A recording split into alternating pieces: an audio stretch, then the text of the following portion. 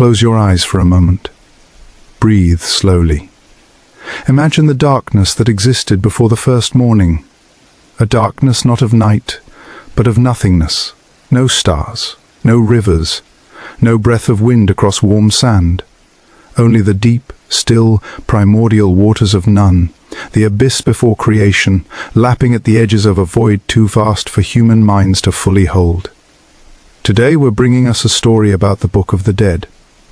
Before we dive into it, kindly like and subscribe to our channel, but only if you enjoy what we do and tell us where you're watching from and what time it is for you. Now open your eyes, because in this story everything begins with opening. With the first gasp of the sun rising over the horizon, with the first word spoken into the dark, with the first human heart that looked up at the night sky and asked the oldest question any living creature has ever asked: what happens when I die? This is the story of the Book of the Dead. But it is not merely the story of a book. It is the story of an entire civilization's answer to that question, an answer 3,000 years in the making, sculpted from theology and terror, from love and longing, from the accumulated wisdom of priests and scribes and pharaohs, and ordinary men and women who simply wanted to believe that the journey did not end in the dark. It is a story that begins before writing existed, before Egypt was Egypt, before the great pyramids cast their long shadows across the desert sand. It begins in the human heart itself, in that first moment of grief, that first standing over the body of someone loved and feeling the unbearable weight of absence, and it reaches forward through millennia to the modern world, where museum display cases hold the yellowed papyrus rolls on which ancient hands painted their prayers, their hopes, and their maps of the beyond. To read the Book of the Dead is to eavesdrop on a conversation across 3,000 years. To understand it, truly understand it, you must first understand the world that made it, the blazing heat of the Egyptian desert, the life-giving floods of the Nile, the austere beauty of the lotus flower opening at dawn, the terrifying darkness of the tomb, and above all the fierce, luminous belief of an entire people that the universe was not indifferent to human souls. So settle in. Let the world around you grow quiet. Let the modern noise fall away. And allow yourself to be carried, as the ancient Egyptians imagined the dead were carried, across the waters of eternity towards something extraordinary. This is where we begin, Egypt and the river of life.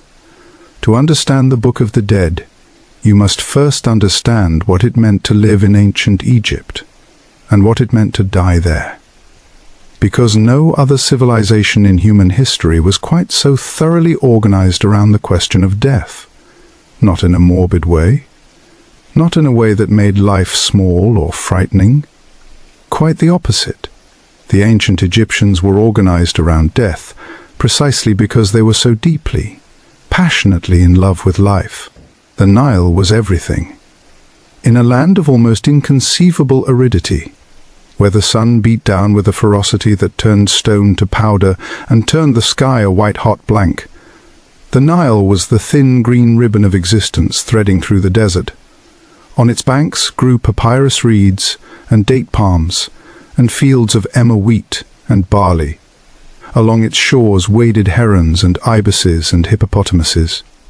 In its waters swam catfish and perch, and the sacred Nile crocodile, feared and worshipped in equal measure. Every year, with the reliability of the heartbeat of the cosmos itself, the Nile flooded.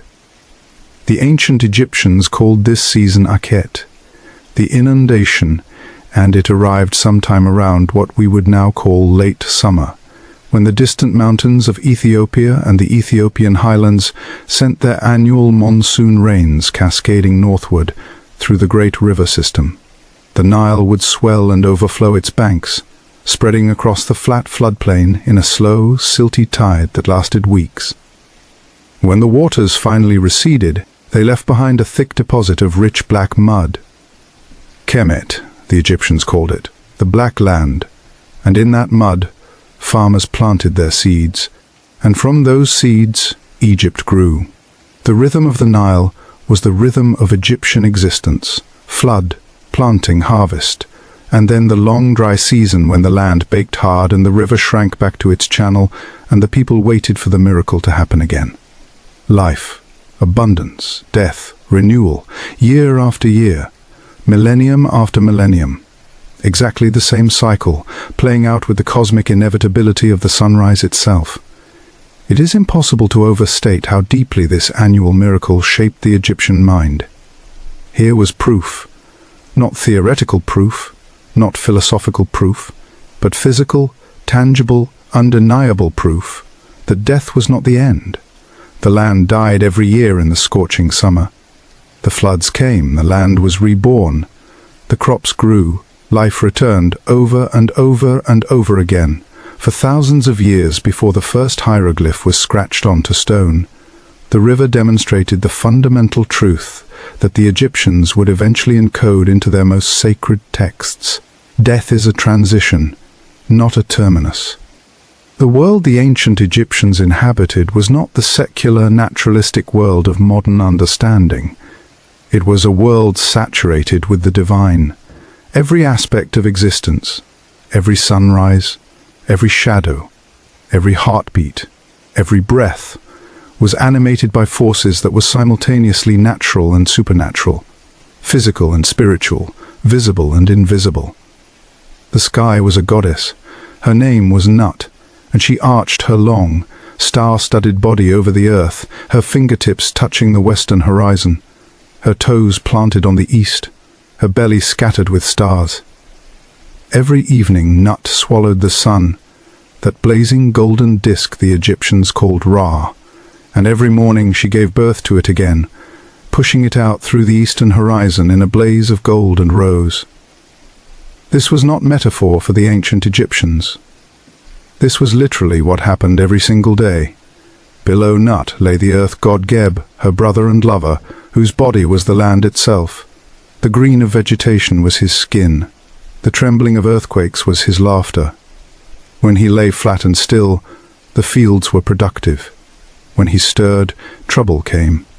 Between them, animating the space that separated sky and earth, were the atmospheric gods, Shu, the god of air, who held Nut aloft so that Geb could not constantly embrace her, and all the myriad divine forces that governed wind and rain and the movements of stars. But it was Osiris who mattered most to the dead. It was Osiris who would become the central figure of the Book of the Dead. And to understand Osiris, you must know his story, the first great myth of death and resurrection that we know of in human history. In the time before time, in that era the ancient Egyptians called Zep Tepi, the first occasion when the gods themselves walked the earth, there was a king. His name was Osiris, and he was perfect. He was tall and strong and wise, with skin the color of new vegetation and a bearing so magnificent that when he walked through the fields the crops grew taller in his wake. He had been given dominion over the Black Land, the fertile valley of the Nile, and under his rule his people prospered. His wife was Isis, the great mother goddess, mistress of magic, whose power was so vast that even the other gods regarded her with a reverence bordering on awe. She stood beside Osiris as his queen and his equal, and between them they made Egypt whole. But Osiris had a brother. His name was Set, and Set was not like his brother.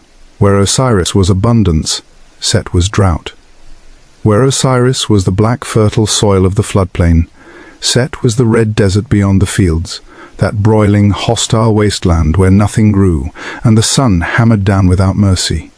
Set was chaos. Set was ambition. Set was the force that existed at the edges of civilization, always pressing inward, always hungry. Set wanted what his brother had. He watched Osiris walk among the people and be loved, and the watching made him sick with rage. He watched Isis stand at Osiris's side, and the watching made him desperate with jealousy.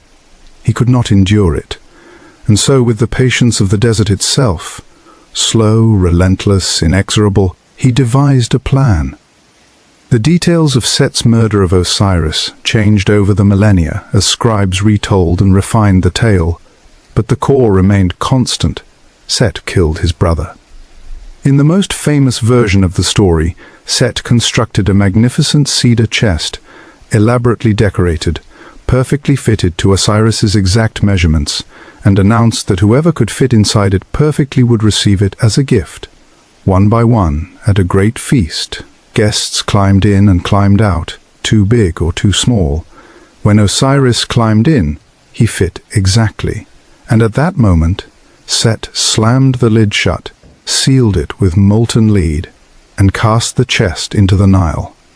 The chest floated northward through the delta and out into the Mediterranean Sea, and the waters carried it all the way to the city of Byblos, on the coast of what is now Lebanon, where it came to rest against the roots of a great tamarisk tree. The tree grew rapidly around the chest, enclosing it completely within its trunk, and the king of Byblos, admiring the magnificent tree, had it cut down to serve as a pillar in his palace. And there Osiris lay, sealed inside the chest, sealed inside the tree, sealed inside the pillar of a foreign palace, while Isis searched the world for her murdered husband. The grief of Isis was the grief of the world itself. She wandered for months, her hair loose and matted, her fine linen garments torn, asking everyone she met if they had seen her husband. Children told her. Wanderers told her.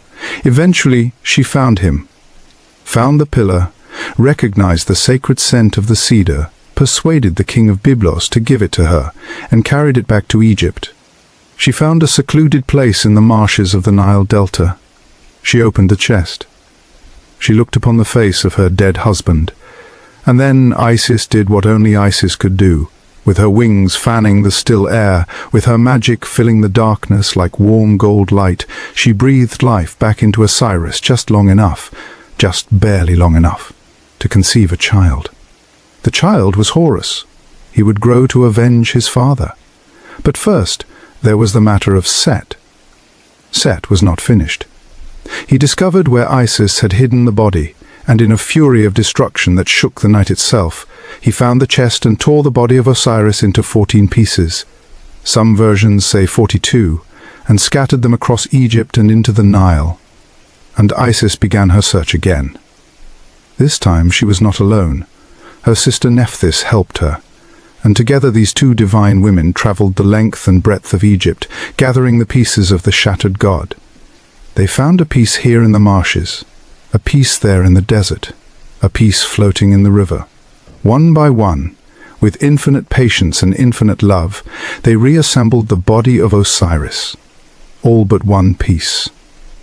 The sacred phallus of Osiris had been swallowed by a Nile catfish, the Medjed fish, some said, and Isis fashioned a replacement from gold. With the body made whole, or as whole as it could be, the divine embalmer Anubis, the jackal-headed god, wrapped the body in linen.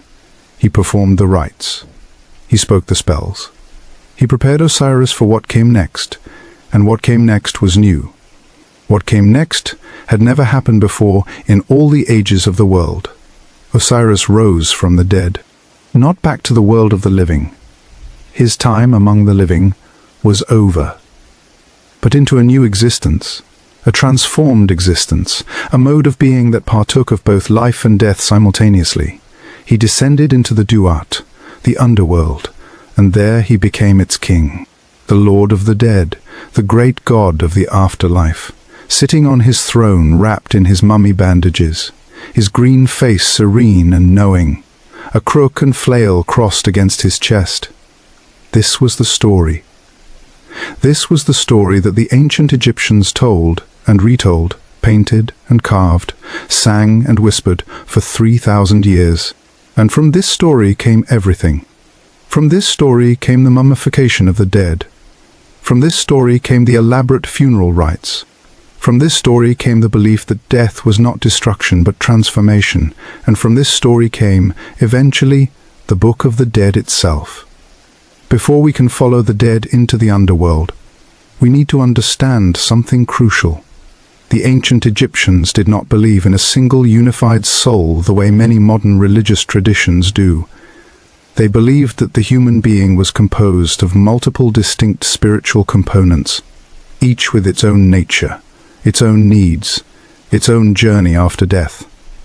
This is one of the most sophisticated and fascinating aspects of Egyptian theology, and one of the most important for understanding the Book of the Dead.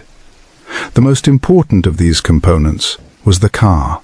The Ka was something like the life force, the animating vitality that distinguished a living person from a corpse. You could think of the Ka as the divine double. Every person had a Ka that was a kind of spiritual mirror image of their physical body, sharing their face and form but made of something lighter, more essential. When a person was created, their Ka was created simultaneously. When a person died, their Ka, if all went well, survived. This was why the preservation of the physical body was so desperately important to the ancient Egyptians. The Ka needed somewhere to return to, needed a physical anchor in the material world. Without the body, or without something that could serve as a substitute, like a statue or a painted portrait, the Ka might wander homeless through the afterlife, lost and hungry, and eventually fading into nothingness. This is why mummification was not merely a preservation technique but a sacred necessity. The body was the house of the Ka. Then there was the Ba.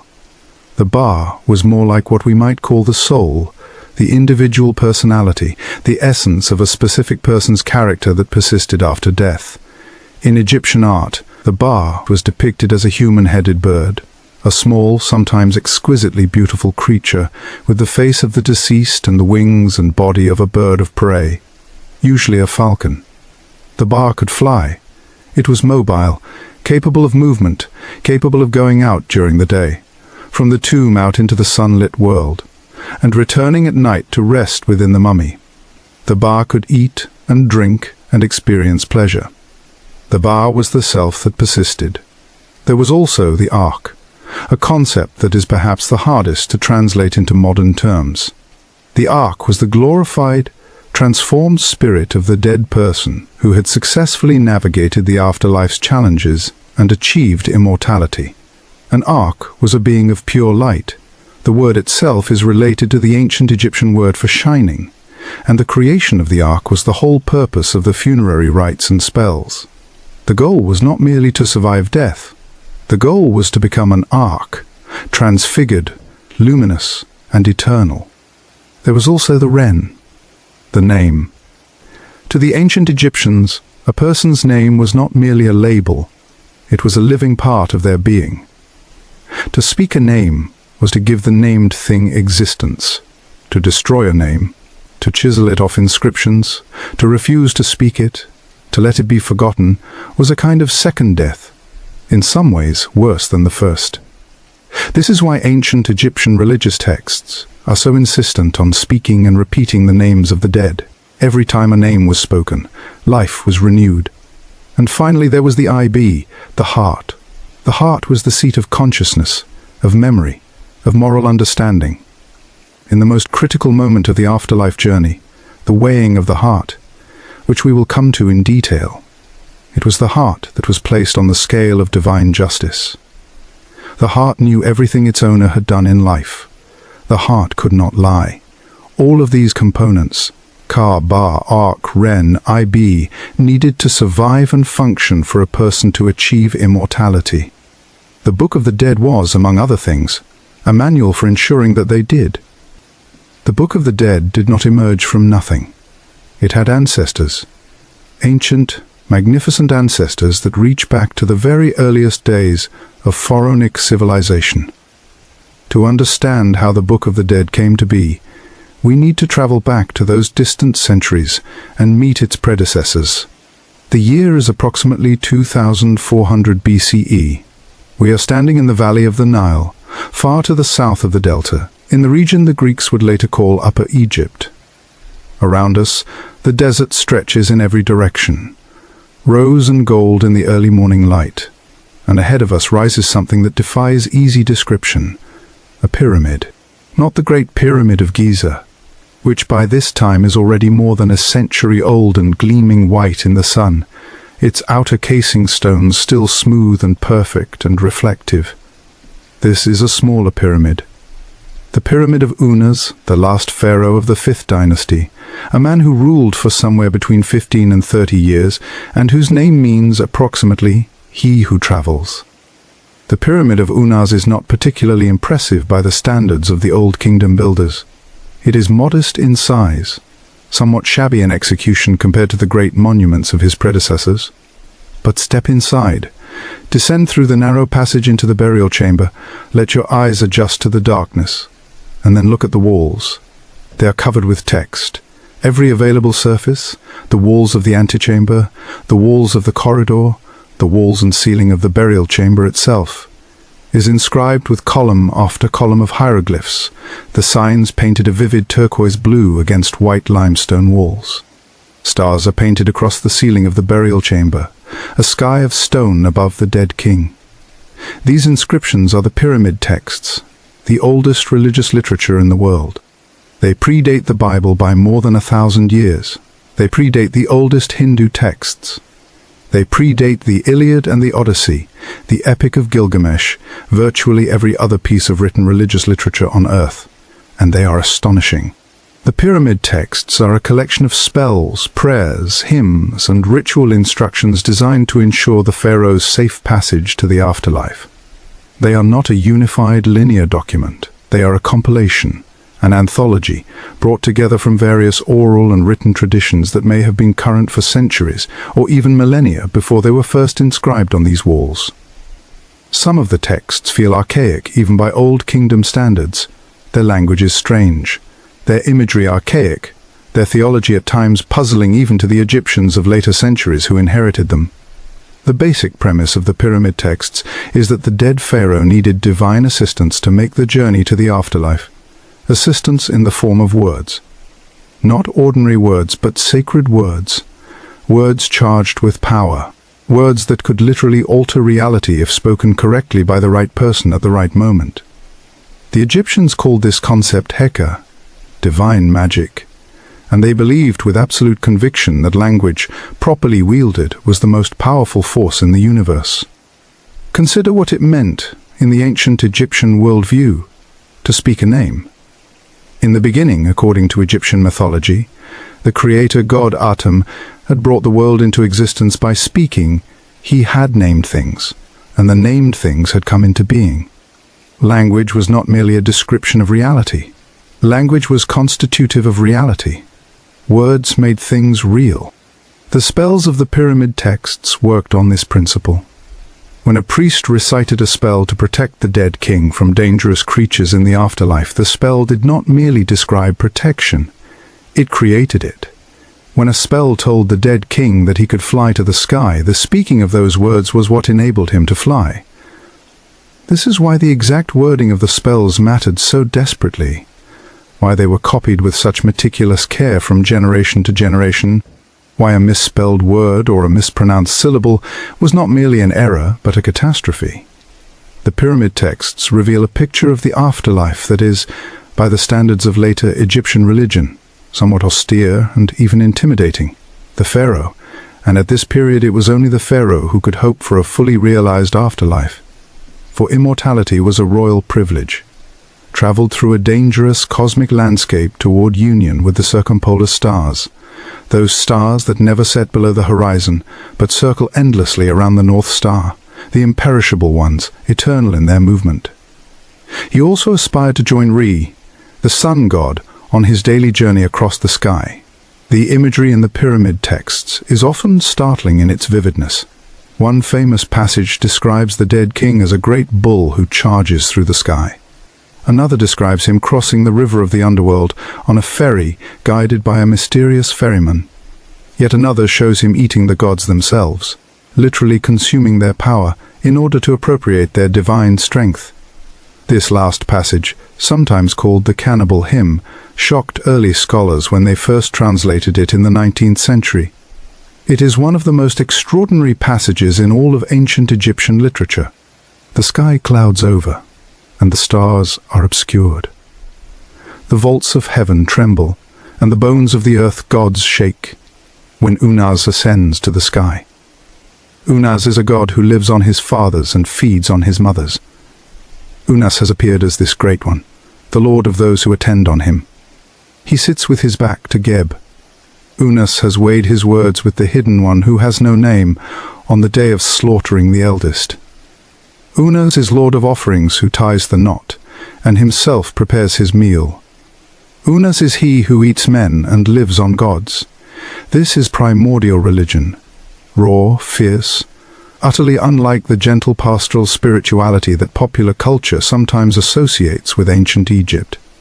It speaks of an afterlife that demanded power, demanded assertiveness, demanded that the dead king be willing to fight and devour and overcome in order to survive. For roughly 2 centuries, the pyramid texts remained the exclusive property of royalty. They were literally royal spells, physically inscribed on royal walls intended solely for the king's use. The idea that an ordinary person might have access to this kind of divine protection after death would have been, in the Old Kingdom period, genuinely radical. The world changed. The Old Kingdom, that magnificent, austere era of great pyramid builders and absolute pharaonic power, collapsed around 2160 BCE in a period of political fragmentation and social upheaval that scholars call the First Intermediate Period. The central government weakened. Regional governors grew powerful, and in this period of instability and democratic ferment, if we can use that word loosely for ancient Egypt, something remarkable happened to the afterlife. It opened up. The religious monopoly of the royal family began to crack. Provincial nobles, wealthy merchants, successful officials, people who were not pharaohs, began to want what the pharaohs had, access to the divine spells that guaranteed a safe passage to immortality. And gradually over the course of the late Old Kingdom and the First Intermediate Period, they began to get it. The sacred texts were adapted, democratized, revised. Scribes went to work transforming the purely royal formulas of the pyramid texts into something that could be used by private individuals. The result was the coffin texts, a collection of funerary spells inscribed not on the walls of pyramids, but on the interior surfaces of wooden coffins. The shift in medium was significant. Pyramids were expensive, monumental, royal. Coffins were available to anyone who could afford a craftsman and a priest, by inscribing the spells on the coffin itself, that most intimate of containers, the wooden house of the dead body. The new texts were both portable and personal. The coffin texts represent a dramatic expansion and transformation of the older material. They borrowed heavily from the pyramid texts, adapting royal formulas for private use, sometimes in ways that are quite ingenious, replacing the word king with this person, or with the name of the deceased. But they also added vast amounts of new material, new spells, new mythological narratives, new descriptions of the afterlife landscape. The total corpus of the coffin texts runs to several hundred individual spells, representing a tradition of religious thought that evolved over centuries and was never fully systematized or standardized. The theology of the coffin texts is significantly more democratic than that of the pyramid texts, where the older texts had been focused on the pharaoh's union with the sun god Re and the circumpolar stars. The coffin texts placed much greater emphasis on Osiris, that beloved, murdered, resurrected god whose story resonated so powerfully with the experience of death and the hope of renewed life. The dead person was now explicitly identified with Osiris. They were the Osiris so-and-so, bearing the god's name and the god's destiny. One of the most extraordinary documents from the coffin texts corpus is the so-called Book of Two Ways, a detailed map of the underworld inscribed on the floors of certain coffins from the Middle Kingdom period. It shows 2 routes through the underworld, a water route and a land route, both leading to the field of reeds, the Egyptian paradise. It includes the first known depiction of the Lake of Fire and the first appearance of a judgment scene, the weighing of deeds, that would later evolve into the iconic weighing of the heart scene of the Book of the Dead. The Book of Two Ways also contains what appears to be the earliest version of a text that would later become one of the most famous passages in all of Egyptian religious literature, a declaration of innocence, in which the dead person asserts their moral worthiness before the divine tribunal. "I have not done evil to men," the text declares. "I have not mistreated my people. I have not done what the gods detest. This litany of negative confessions, the assertion of not having committed specific sins, would be refined and expanded over centuries into the famous negative confession of the Book of the Dead, one of the most remarkable ethical documents of the ancient world. By the Middle Kingdom period, roughly 2055 to 1650 BCE, the coffin texts represented the most sophisticated afterlife theology that had yet existed anywhere in the world. But the story was not finished. The texts were still evolving. New ideas were being born, and a new format was about to emerge that would give these ideas their most enduring form. The New Kingdom. Say those words, and allow them to conjure images. The golden throne of Tutankhamun, glittering in the darkness of his tomb for 3,000 years. The great temple complex at Karnak, where column after column rises like a stone forest, each one painted with images of gods and pharaohs that still retain traces of their original vivid color. Queen Hatshepsut, standing in the proportions of a man, wearing the double crown and the false beard, ruling Egypt for 20 years in an era of extraordinary prosperity. Ramesses the Great, Ramesses the Magnificent, Ramesses who fought the Hittites at Kadesh and then inscribed the story of his heroism on temple walls up and down the Nile Valley. This was the era, roughly 1550 to 1070 BCE, when Egypt was at the height of its power and prestige, when the Mediterranean world knew Egyptian gold, Egyptian grain, Egyptian art, and Egyptian divine magic. And this was the era when the Book of the Dead, in something close to its classic form, came into being. The transition from the coffin texts to the Book of the Dead was not a sudden break. It was a gradual evolution, a refinement, a process of selection and standardization that took place over the course of the early New Kingdom period. Scribes working in the great scriptoria of Thebes and Memphis and other centers of learning went through the accumulated corpus of funerary texts, the pyramid texts, the coffin texts, the various regional traditions, and they selected, revised, rearranged, and systematized. They chose the spells that were most useful, most powerful, most universally applicable. They translated archaic language into contemporary forms. They added new material. They created new combinations. The result was written not on pyramid walls or coffin interiors, but on papyrus, those long, magnificent rolls of the prepared pith of the cypress papyrus plant that grew in the marshes of the Nile Delta, that the ancient Egyptians had been using as a writing surface for over 1,000 years. Papyrus was flexible. Papyrus was portable. Papyrus could be rolled up and placed in the coffin beside the mummy, stored in a special container shaped like the jackal-headed Anubis, tucked between the bandages of the mummy itself. And papyrus could be illustrated. This was a development of enormous importance. The pyramid texts had been text alone. The coffin texts had included some simple illustrations, but the Book of the Dead, from its very beginning, was a richly illustrated document. The spells were accompanied by vignettes, detailed, beautifully painted scenes that showed the spells in action, that depicted the gods the deceased would meet, that mapped the landscape of the underworld in vivid visual terms. These illustrations were not merely decorative, they were functional. Like the words themselves, the images were believed to possess magical power. A picture of the deceased offering to the gods was not merely a representation of that offering. It was the offering, literally present and available in the world of the dead. A picture of the deceased in the field of reeds meant that the deceased was there, in that place, secure and at peace. The images and the words worked together, reinforcing and amplifying each other, creating a complete ritual and magical reality. The earliest examples of what scholars now call the Book of the Dead date to approximately 1550 BCE, the very beginning of the New Kingdom period.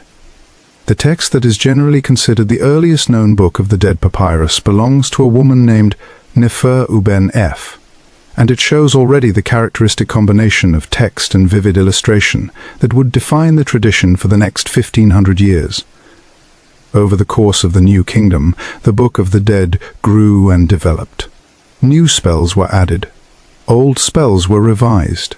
Different scribal workshops developed their own preferred versions and arrangements. No two books of the dead from this period are exactly the same. They varied in length, in the selection of spells included, in the quality and elaborateness of the illustrations, in the arrangement of the text on the page. This variability reflects the essentially handcrafted, personal nature of the earliest books. Each one was made specifically for a particular individual, reflecting that person's means, their devotional preferences, and the specific religious traditions of their region and time. Let us pause here for a moment of honest clarification. The name Book of the Dead is not ancient. It is a 19th century invention, coined by the German Egyptologist Carl Richard Lepsius, who in 1842 published a facsimile of a late-period papyrus and gave his publication the title Das Totenbuch der Ägypter, the Book of the Dead of the Egyptians. The name caught on, and it has stuck ever since, even though it is in several respects misleading. The ancient Egyptians themselves called the text by various names at various times. The most common was the chapters of Coming Forth by Day, Ronu Pertem Hru in the ancient Egyptian language. This title is far more accurate. The Book of the Dead was not primarily about death. It was about life, or rather about the continuation of life beyond death, about the ability of the dead person to emerge from the tomb and experience existence in a transformed but fully vital form. Coming Forth by Day referred to the ability of the Ba, the mobile, bird-like soul of the dead person, to leave the tomb during daylight hours and participate in the world of the living, to eat and drink, to smell the lotus blossom, to see the sun rise over the desert, to watch the Nile flood. The dead person, who had successfully navigated the afterlife's challenges, was not confined to the tomb forever. They could come and go. They could enjoy existence.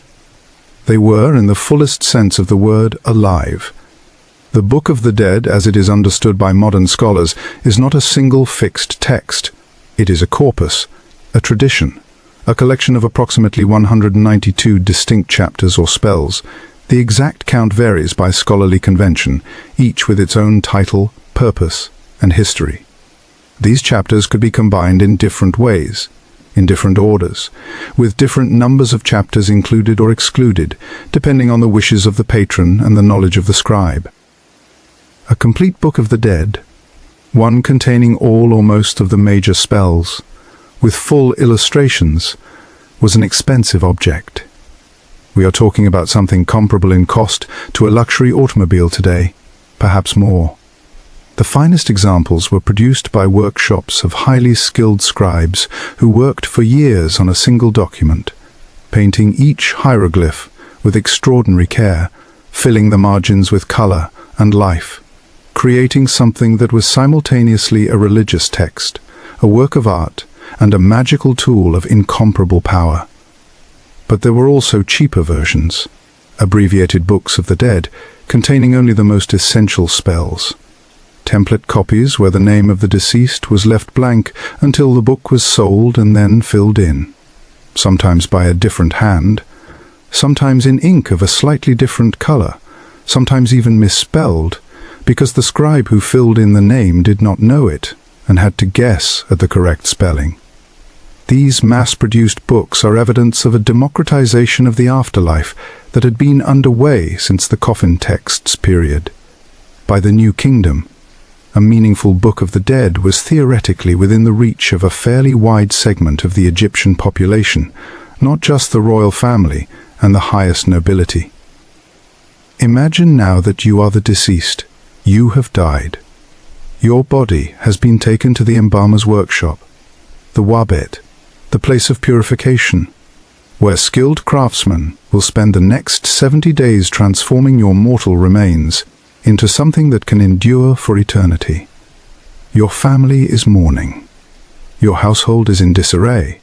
Your Ba has departed from your body with the last breath, and for the moment you are suspended between what was and what will be, in that liminal space the Egyptians called the Akhet. But you have a Book of the Dead, and the Book of the Dead will tell you what to do. The journey begins almost immediately after death. The Ba, your soul, your personality, the essential you, must navigate the first dangerous passages of the underworld on its own, armed only with the knowledge encoded in the spells and the magical protection their words provide. The dead person in the Book of the Dead is never passive. They speak, they act, they demand, they identify themselves, they assert their rights. The tone throughout the text is one of informed confidence. The deceased knows where they are going and knows what to say when they get there. The earliest spells in the Book of the Dead deal with some of the most basic and urgent concerns of the newly dead.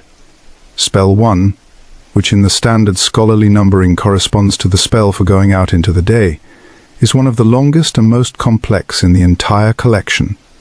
It describes the Ba leaving the tomb, affirming the deceased's identity and divine status, and beginning the journey through the underworld. It opens with the words, "Here begin the spells for going out into the day," the praises and recitations for going to and fro in the god's domain which is beautiful in Amentet, spoken on the day of burial, and of going in after coming out. The god's domain which is beautiful in Amentet. Amentet was the west, the direction of the setting sun, the direction of death and the underworld. Every evening the sun disappeared into the west, and every morning it emerged from the east. The dead person's journey would mirror this solar cycle, descending into the west, passing through the terrors of the night journey, and emerging reborn in the east. Among the most important early spells is spell 17, one of the longest, most complex, and most difficult to translate in the entire collection. It is a kind of theological summary of the Egyptian world view, a dense, elusive text, full of mythological references that served as a kind of orientation for the dead person, reminding them of the structure of the cosmos they were navigating.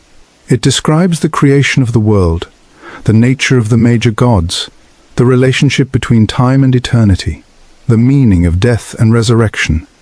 Some scholars have described spell 17 as the theological heart of the Book of the Dead, the passage that gives meaning and context to everything else. Many of the early spells deal with specific practical concerns. There were spells to prevent the dead person from dying a second death in the underworld, a terrifying concept, the idea that even in the afterlife, permanent annihilation was possible. There were spells to prevent the Ba from being taken away, captured and imprisoned by hostile forces. There were spells to ensure the dead person could breathe, could see, could hear, could speak, all the functions that death had stripped away, and that needed to be restored for the afterlife journey to succeed. Particularly notable are the transformation spells, a remarkable series of chapters, spells 76 to 88 in the standard numbering, in which the dead person gains the ability to transform themselves into various divine beings, into the primeval lotus, flower of creation, into the Bennu bird, the sacred heron that perched on the mound of creation at the beginning of time, into a falcon, soaring god of the sky, into a snake, that creature of mysterious underground regeneration, into a swallow, bird of the dawn. These transformation spells are among the most poetically beautiful passages in the entire Book of the Dead, and they reveal something essential about the Egyptian afterlife. It was not a static destination, but a dynamic, fluid existence in which the enlightened dead could take any form, inhabit any perspective, become in some sense any divine thing they chose. The underworld through which the dead person traveled was not a vague, formless darkness. It was a specific place, with specific features, specific inhabitants, and specific rules. Over centuries of theological speculation, ritual practice, and literary invention, the Egyptians had created a remarkably detailed geography of the beyond.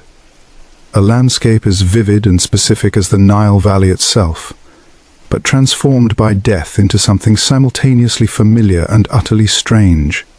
The underworld was called the Duat, a word that is difficult to translate precisely, but that means something like the realm of transformation or the realm of transfiguration. It was located beneath the earth and within the skies simultaneously. This was not a contradiction in Egyptian thought, which held to a more fluid conception of spatial relationships than our own. The Duat was also the realm traversed by the sun god Re during the 12 hours of the night, when the solar bark passed through 12 caverns or divisions, each more dangerous than the last, before emerging into the dawn. The entrance to the Duat was typically imagined as lying in the far west, beyond the last mountain ranges where the sun descended at evening.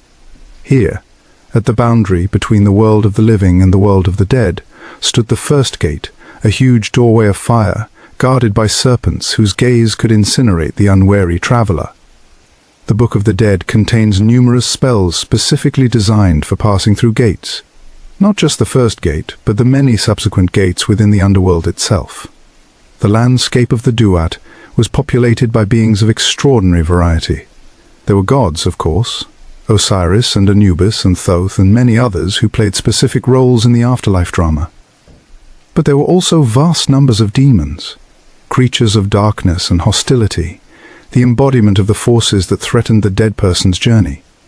These beings had names. The crocodile who lurked in the waters of the underworld, ready to snap up the unwary, the serpent who lived at the gates, the fiery beings who guarded the sacred precincts. Many of the Book of the Dead spells were specifically designed to repel or neutralize these threatening entities. Perhaps the most vivid and specific description of the underworld's geography comes not from the Book of the Dead itself, but from two related texts that developed in parallel with it during the New Kingdom period, the Amduat and the Book of Gates. These texts, primarily inscribed on the walls of royal tombs in the Valley of the Kings, describe the sun's journey through the 12 hours of the night in extraordinary detail, naming every cavern, every gate, every being encountered along the way. They provide the cosmological backdrop against which the Book of the Dead spells were understood to operate. But the Book of the Dead does give us glimpses of the underworld landscape. We hear of the field of reeds, Sekhet Aru, the Egyptian paradise, an idealized version of the Nile Valley where the dead could farm and harvest and live in abundance forever.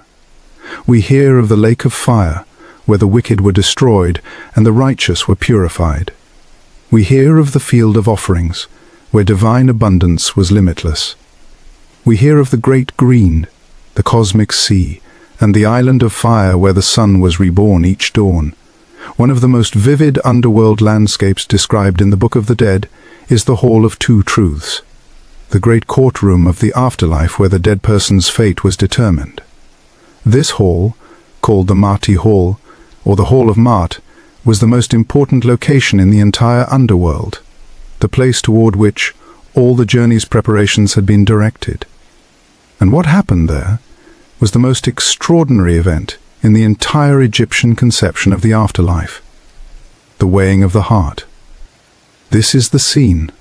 Visualize it as the ancient Egyptians visualized it, in the gleaming painted vignette that illustrates spell 125 in virtually every Book of the Dead papyrus from the New Kingdom onward, a great hall, its ceilings supported by massive columns, its walls painted with the images of 42 divine assessors sitting in solemn rows.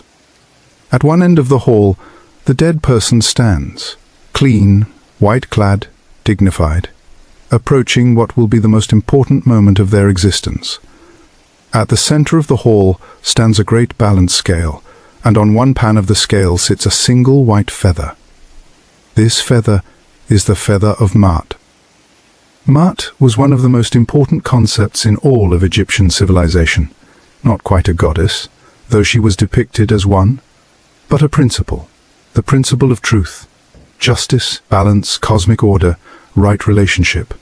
Ma'at was what kept the world functioning correctly. Ma'at was the opposite of Isfet, chaos, disorder, wrongdoing. The pharaoh's primary duty was to uphold Ma'at, to govern justly, to perform the religious rites correctly, to ensure that the cosmic order was maintained. Every good person's duty was to live in accordance with Ma'at. And now, in this hall, a dead person's heart was going to be weighed against the feather of Ma'at. Against truth itself. The heart, remember, was the seat of consciousness and memory. It held every thought the deceased had ever had, every action they had ever performed, every word they had ever spoken. Nothing was hidden from the heart. Nothing was forgotten. And the heart could not be deceived or cajoled or bribed. It would report with absolute fidelity the moral reality of the life it had witnessed from within. If the heart and the feather balanced perfectly, if the person's life had been, on balance, true and just, and in accordance with Ma'at, the heart side of the scale would be equal to the feather side. This was the goal. This was the desperately hoped-for outcome. Balanced heart. Life in accordance with truth. And in that case, the doors of the afterlife would open, and the deceased would be declared justified, Ma'akuru, true of voice, and admitted to the eternal realm. But if the heart was heavy, heavy with wickedness, heavy with lies, heavy with the accumulated weight of a life lived in disregard for Ma'at, then the scale would tip, the heart would sink, and the judgment would be clear. And there, waiting beside the scale, crouching with patient hunger, was the most terrible creature in all of Egyptian mythology, Ammit, the devourer. Ammit was a composite beast, the head of a crocodile, the forequarters of a lion or leopard, the hindquarters of a hippopotamus. She was assembled from the three most dangerous animals the ancient Egyptians knew, and she served a single function: to eat the heart that failed the weighing, to consume it utterly. And a person whose heart was eaten by Ammit did not merely die, they ceased to exist, utterly, completely, permanently. This was the second death that the Book of the Dead spells were so insistent on preventing, not physical death, which had already happened, but the absolute annihilation of the self, the dissolution of everything that had made a particular person that particular person. No afterlife, no immortality, nothing. Standing beside the balance scale was the god Anubis, the jackal-headed god of embalming and the dead, who served as the guide and protector of the deceased through the underworld. It was Anubis who conducted the weighing, who adjusted the scale, who observed the result with his acute, dark eyes. And nearby stood the god Thoth, ibis-headed scribe of the gods, master of writing and wisdom, holding his palette and stylus, ready to record the result of the weighing. Around the walls of the hall, 42 divine assessors sat in judgment, one for each of the 42 nomes, or administrative districts, of Egypt, each one associated with a specific sin. Before the weighing, the deceased would address each of these assessors in turn, making what scholars call the negative confession, a series of declarations that they had not committed specific transgressions. The negative confession is one of the most remarkable ethical documents of the ancient world. It is a catalogue of moral obligations, a list of the things a good person does not do, that reveals with extraordinary clarity what the ancient Egyptians considered fundamental to a righteous life. Listen to some of the confessions the dead person was expected to make. I have not committed sin. I have not committed robbery with violence. I have not stolen. I have not slain men and women. I have not stolen grain. I have not purloined offerings. I have not stolen the property of the gods. I have not uttered lies. I have not carried away food. I have not uttered curses. I have not committed adultery. I have not lain with men. I have not increased nor diminished the grain measure. I have not encroached upon the fields of others. I have not added to the weights of the scales. I have not falsified the pointer of the balance. I have not taken milk from the mouths of children. I have not driven away cattle from their pastures. I have not blocked the water in its seasons. I have not cut off the path of the running water. I have not quenched a needed fire. I have not stolen the bread of the gods. I have not stolen the cakes of the dead. I have not listened to the voice of him who weeps. I have not polluted myself. I have not made strife. I have not acted with insolence.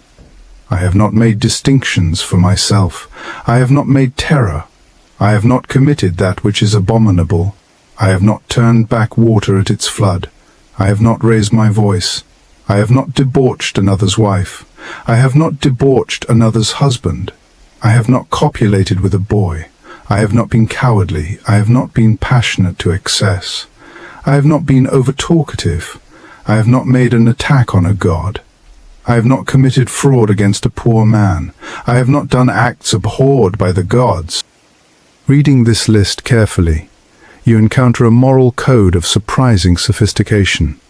The prohibitions range from the basic criminal, murder, theft, to the commercial, falsifying weights and measures, to the social, not listening to weeping, not making strife, to the environmental, blocking water, cutting off running water, quenching a fire. There is an insistence on fairness across different groups, rich and poor, men and women, children and adults. There is a condemnation of cowardice alongside condemnations of excessive passion and excessive talking. There is, in short, a picture of a social ideal, a person who moves through the world with care and respect and honesty, who takes responsibility for their community, who does not abuse power or ignore suffering. This does not mean, of course, that ancient Egyptian society lived up to these ideals. No society ever fully lives up to its ideals. But the ideals themselves, encoded in the most sacred religious text of their civilization, inscribed on the papyrus that was buried with the dead, tell us something essential about what the ancient Egyptians valued, what they aspired to, what they believed the universe required of them. Now, here is something remarkable. The dead person making these declarations knew. The scribes and priests who composed these texts knew. The Egyptians who used them knew that no person who had ever lived could truthfully make all 42 of these declarations. No one is perfect. No one has never lied, never been cowardly, never made strife. The declarations were aspirational, not literal. They described the person the dead hoped to be, the soul the dead presented to the divine court. And this is where a somewhat uncomfortable feature of the Book of the Dead becomes relevant.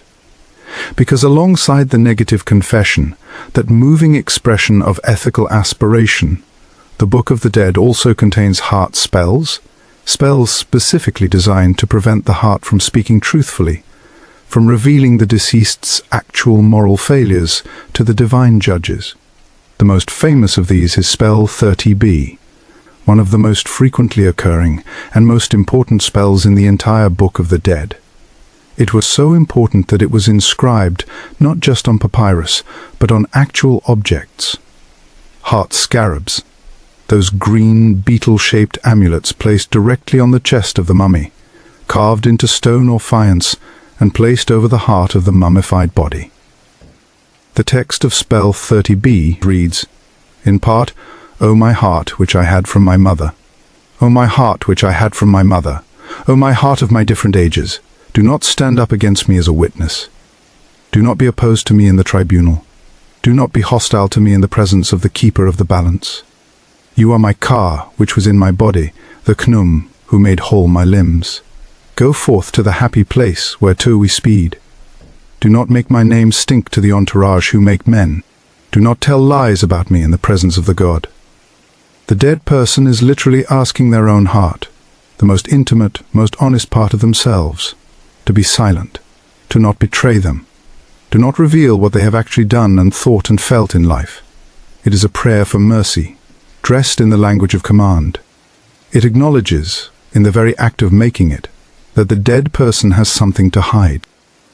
This tension between the aspiration to perfect righteousness expressed in the negative confession and the acknowledgement of imperfection implied by the heart spells runs through the entire Book of the Dead and reflects a sophisticated theological reality.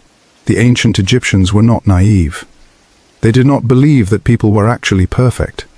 They believed that people could be judged mercifully, that divine mercy was real, that the gods understood human weakness, that the sincere aspiration to mart counted for something even when the actual performance fell short. The Book of the Dead was both a moral guide and a magical safety net, both an aspiration and an insurance policy. Spell 125 is the climax of the Book of the Dead, the great dramatic centerpiece around which everything else orbits. It is one of the most complex spells in the entire collection, combining multiple distinct elements. The approach to the Hall of Two Truths, the address to the hall and its guardians, the negative confession itself, spoken in two forms.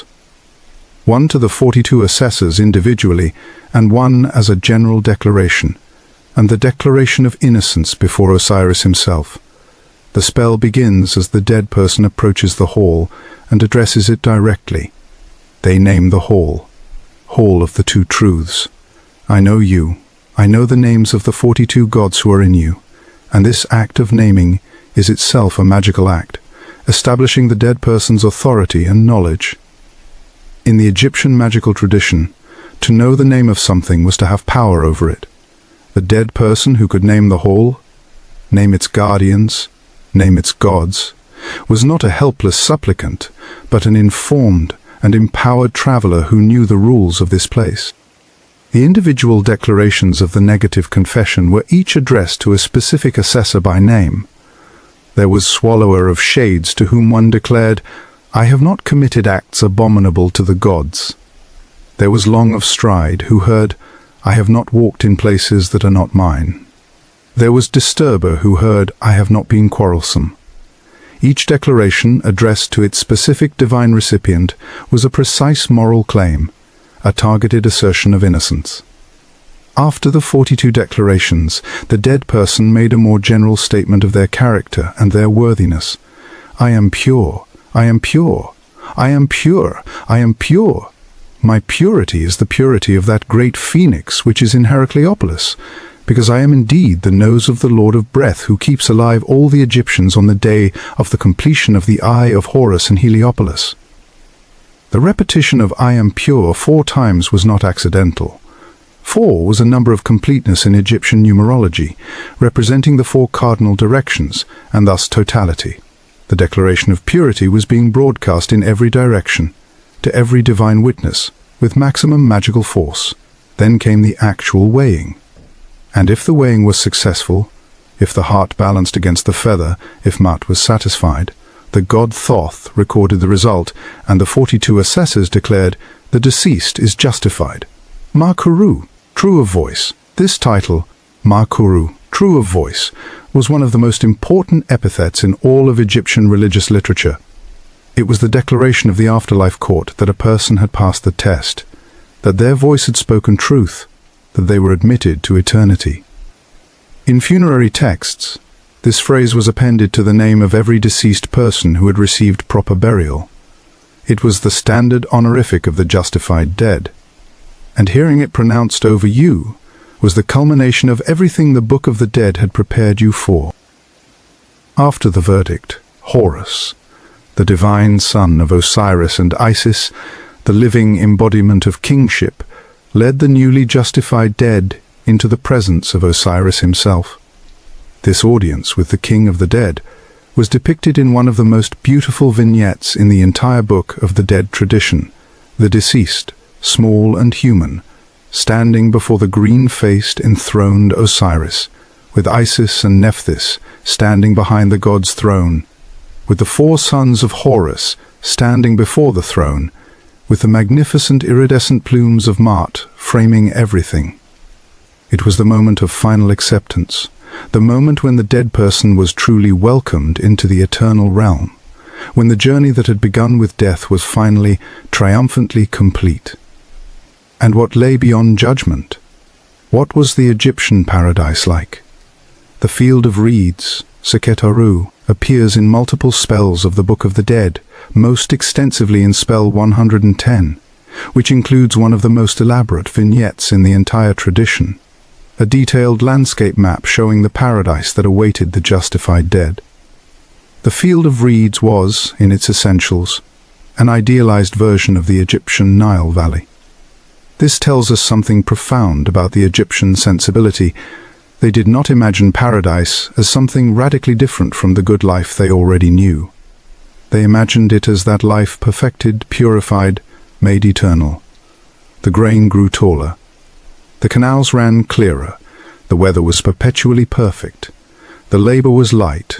There was work to do in the field of reeds, but it was not the grinding, exhausting labor of mortal life. It was work as pleasure, work as communion with the fertile earth.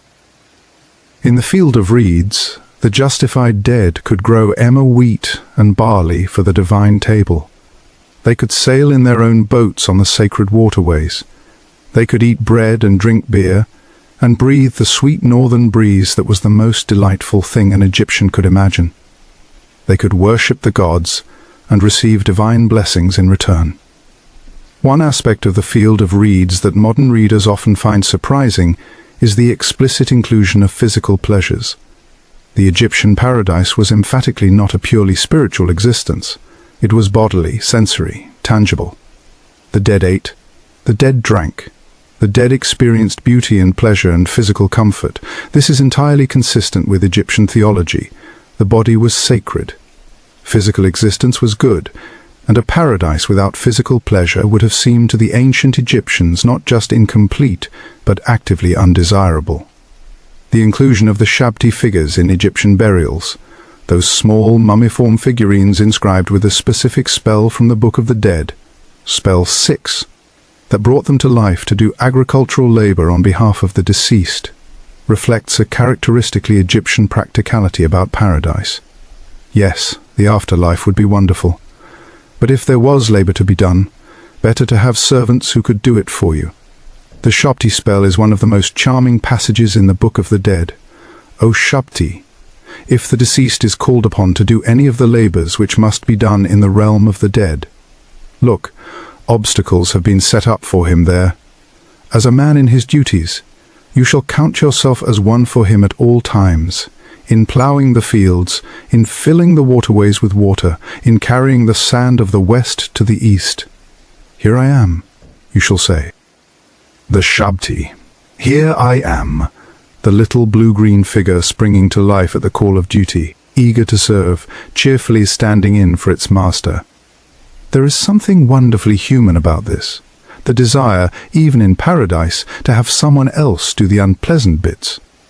It would be a disservice to the Book of the Dead to focus only on spell 125 and the judgment scene, important as that is. The collection is vast, and many of its other spells are equally extraordinary, strange and beautiful, and theologically profound in ways that reward careful attention. Spell 17, the long, complex, elusive theological poem that serves as the book's intellectual heart, contains some of the most philosophically rich passages in all of Egyptian literature. It opens with words that still have the power to arrest the attention. Here begins the recitation of glorifications and beatifications, coming in and going out of the god's domain, of having a beautiful burial in the west, of arriving in the land of the blessed, of coming out as a living soul after dying, of beginning any transformations that one wishes. The phrase, beginning any transformations that one wishes. This is the freedom of the fully realized afterlife self. The ark, the glorified spirit, was not bound to a single form. It could become anything.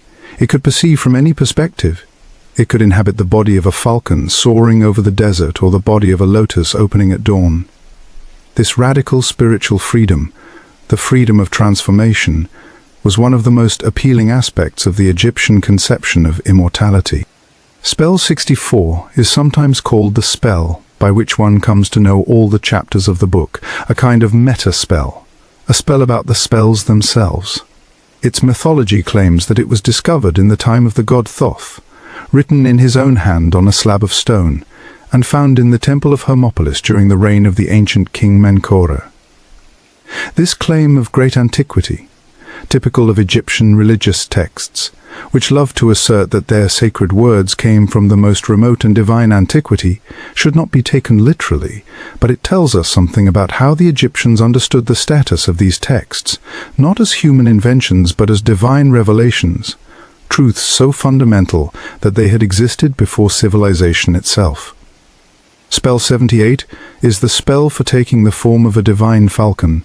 Its language is expansive and soaring. I fly up and alight as a falcon who sees from afar. I smite with my wings as a falcon whose arms are strong. I fly up and alight. I am Horus, the scion of Osiris, who was set upon the great seat of his father Osiris. How beautiful is the morning and how pleasant. My heart rejoices because I know power. The identification with Horus, the divine falcon, the living king, the son of Osiris, was one of the most powerful transformations available to the justified dead. To become Horus was to inhabit the perspective of the divine itself, to see with the eyes that could see everything, to fly with wings that could carry you to the edge of the cosmos. Spell 89 concerns the reunion of the bar with the body. That crucial moment when the mobile bird-like soul returns to its physical anchor after its travels in the world of the living.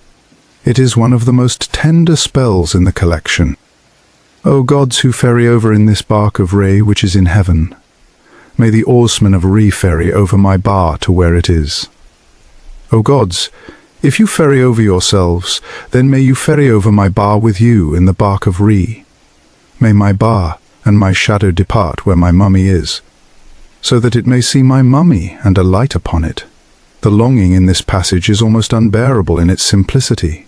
The soul, tired from its wanderings, wants only to return to its body, to alight on it, to be whole again. It is the most human of desires, and its expression in a 3,000-year-old religious text bridges every temporal and cultural distance. Spell 105 is the spell for appeasing the Ka. The Ka, the divine double, the life force, needed to be satisfied and honored for the afterlife to function properly. This spell addresses the Ka with a kind of intimate tenderness quite unlike the commanding tone of many other spells. Hail to you, my Ka of my lifetime. I have come to you that you may face me. I have come that you may be my protection, that I may be healthy, that you may be healthy, that I may live, that you may live, that I may eat bread, that you may eat bread. The doubling of every aspiration, I may be healthy, you may be healthy, I may live, you may live, reflects the dual nature of the Ka relationship. The Ka was not separate from the person, but was simultaneously part of them and distinct from them, a spiritual companion as well as a divine essence. To care for the Ka was to care for oneself. To honor the Ka was to honor the deepest aspect of one's own being. Let us now step back from the sacred text itself and look at the very human world in which it was created. The Book of the Dead was made by people, by scribes and artists who worked in workshops, who had teachers and students and colleagues, who negotiated prices and deadlines, who sometimes made mistakes, and sometimes produced works of transcendent beauty. The scribal class of ancient Egypt was one of the most privileged in society.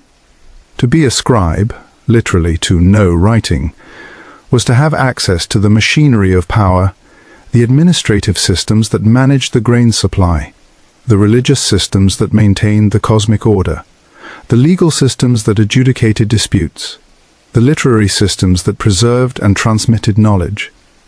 A scribe was not merely a copyist. A scribe was a guardian of civilization. The training of a scribe was long and rigorous. Young boys, it was almost exclusively boys, though there were a handful of female scribes in Egyptian history, entered school as early as age 5 or 6, and spent the next decade or more learning to read and write the complex hieroglyphic script, its cursive form called hieratic, and eventually the administrative form called demotic. They copied texts over and over, learning not just the mechanical reproduction of signs, but the theological, literary, and administrative knowledge encoded in those signs. Funerary scribes who specialized in producing books of the dead operated in a specific economic and religious context. They worked for temples, for wealthy private individuals, and eventually for the emerging market of middle-class Egyptians who could afford a modestly priced funerary papyrus. The prices of books of the dead varied enormously. A magnificent, fully illustrated papyrus of fine quality, such as the famous Papyrus of Ani now in the British Museum, would have cost the equivalent of years of an ordinary worker's wages. A simpler, less illustrated version might be within reach of a moderately prosperous craftsman or merchant. The workshop organization of Book of the Dead production is fascinating. Evidence from the New Kingdom suggests that the making of a high-quality papyrus involved a division of labor. One person, or team, would rule the lines and lay out the general structure of the pages. Another would write the hieroglyphic text. A third would add the red ink used to mark the beginnings of spells and the rubrics, instructional notes, the original red-letter days of literature, and finally one or more artists would paint the vignettes, the illustrations. The quality of the artwork in these vignettes varies enormously. At the highest end, in manuscripts made for royal or noble patrons during the finest periods of Egyptian artistic achievement, the figures are drawn with a precision and elegance that still takes the breath away 3,000 years later. The gods perfectly proportioned, the colors still vivid, the hieroglyphs as clean and clear as if painted yesterday. At the lower end of the market, figures are rough and hurried, vignettes sometimes barely sketched in outline, the whole production done quickly to meet a deadline and a price point. One of the most revealing categories of evidence about the Book of the Dead business is the fill-in-the-name papyrus, a scroll produced in advance with all the spells written and all the vignettes painted, with blank spaces left wherever the deceased's name and title should appear. When a client bought one of these ready-made scrolls, a scribe would add the appropriate name and titles to the blanks. This practice was economically efficient, and sometimes reveals charming evidence of scribal incompetence. There are cases where the fill-in scribe clearly didn't know whether the deceased was male or female and chose the wrong grammatical forms or misspelled the name, or used ink of slightly different color that stands out against the rest of the text. These are the marks of ordinary human fallibility, in the most sacred of contexts, and they remind us that the Book of the Dead, for all its divine pretensions, was also a commercial product, made under economic pressure, by people who were sometimes careless, sometimes rushed, sometimes simply not very good at their jobs. The Book of the Dead was not made for an abstract, deceased person. It was made for real individuals, with real names and real social positions and real lives. Over the centuries since Egyptology became a discipline, scholars have assembled a kind of portrait gallery of the men and women who used the Book of the Dead, the people whose names appear on these ancient scrolls, whose faces are painted in the vignettes, whose journeys through the underworld the texts were meant to facilitate. Perhaps the most famous of all Book of the Dead owners is Ani, a royal scribe and accountant of offerings of all the gods of Thebes who lived during the 19th dynasty, roughly 1275 BCE. His papyrus, the Papyrus of Ani, now in the British Museum, is one of the longest, best preserved, and most beautifully illustrated books of the dead ever discovered. It measures nearly 24 meters in length, about 78 feet, and contains 78 chapters with 65 vignettes. We can actually see Ani in his book. The vignettes show him repeatedly, a man with curly white hair and an aristocratic bearing, wearing fine linen garments. He is shown with his wife, Tutu, who has her own name and presence in the papyrus. She accompanies him on his afterlife journey, her image appearing beside his in many of the key scenes. Together they stand before Osiris. Together they sail in the bark of Re. Together they work in the field of reeds. Ani's papyrus is so magnificent that it was brought to England by E.A. Wallace Budge, then keeper of Egyptian and Assyrian antiquities at the British Museum, in 1888, removed from Egypt under conditions that would today be considered straightforwardly illegal. Budge cut the papyrus into sections for easier transportation, and it has since been reassembled, though the cutting marks are still visible. The ethics of its acquisition have been debated ever since, and Egypt has periodically requested its return. Then there is Hunefer, a royal scribe who served under Seti I around 1310 BCE. His Book of the Dead is notable for containing perhaps the most famous single image in all of Egyptian art, the iconic depiction of the weighing of the heart, with Anubis conducting the weighing, Thoth recording the result, and the monstrous Ammit waiting beside the scale. This image has been reproduced more times than almost any other ancient Egyptian illustration, appearing in textbooks, museum displays, popular culture, and countless artistic interpretations. There is Nebseni, a scribe of the sacred books in the Temple of Ptah at Memphis during the 18th dynasty, whose papyrus in the British Museum shows him in a lovely vignette sailing in a papyrus boat through the marshes. There is Nacht, a scribe and astronomer, whose modest papyrus contains some of the freshest and most vivid illustrations in the entire Book of the Dead tradition. Small, intimate paintings that convey an almost domestic quality entirely at odds with the cosmic scale of the text. There are women too. Anhai, a chantress of Amun, whose Book of the Dead dates to around 1100 BCE, and who appears in her papyrus wearing elaborate jewelry and a fine wig. Nani, the daughter of a high priest, whose papyrus from roughly 1025 BCE shows her standing small and dignified before the vast enthroned figure of Osiris. These women remind us that the Book of the Dead was not exclusively a male preserve. Women could, and did, own their own copies, their own maps to eternity, their own divine insurance policies against the second death. By the late period, 664 to 332 BCE, and the Ptolemaic period, 332 to 30 BCE, the Book of the Dead had spread so widely through Egyptian society that we have papyri belonging to people of relatively modest means: craftsmen, merchants, minor priests. The texts may be shorter, the illustrations simpler, but the essential aspiration is the same: to know the spells, to have the words, to face the weighing of the heart with something in your hands beyond empty hope. The Book of the Dead could not function alone. It was part of an integrated system, a complete technology of immortality that required multiple coordinated elements.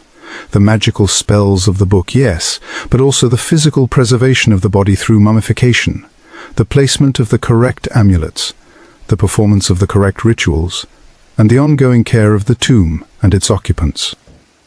Mummification was not a simple process.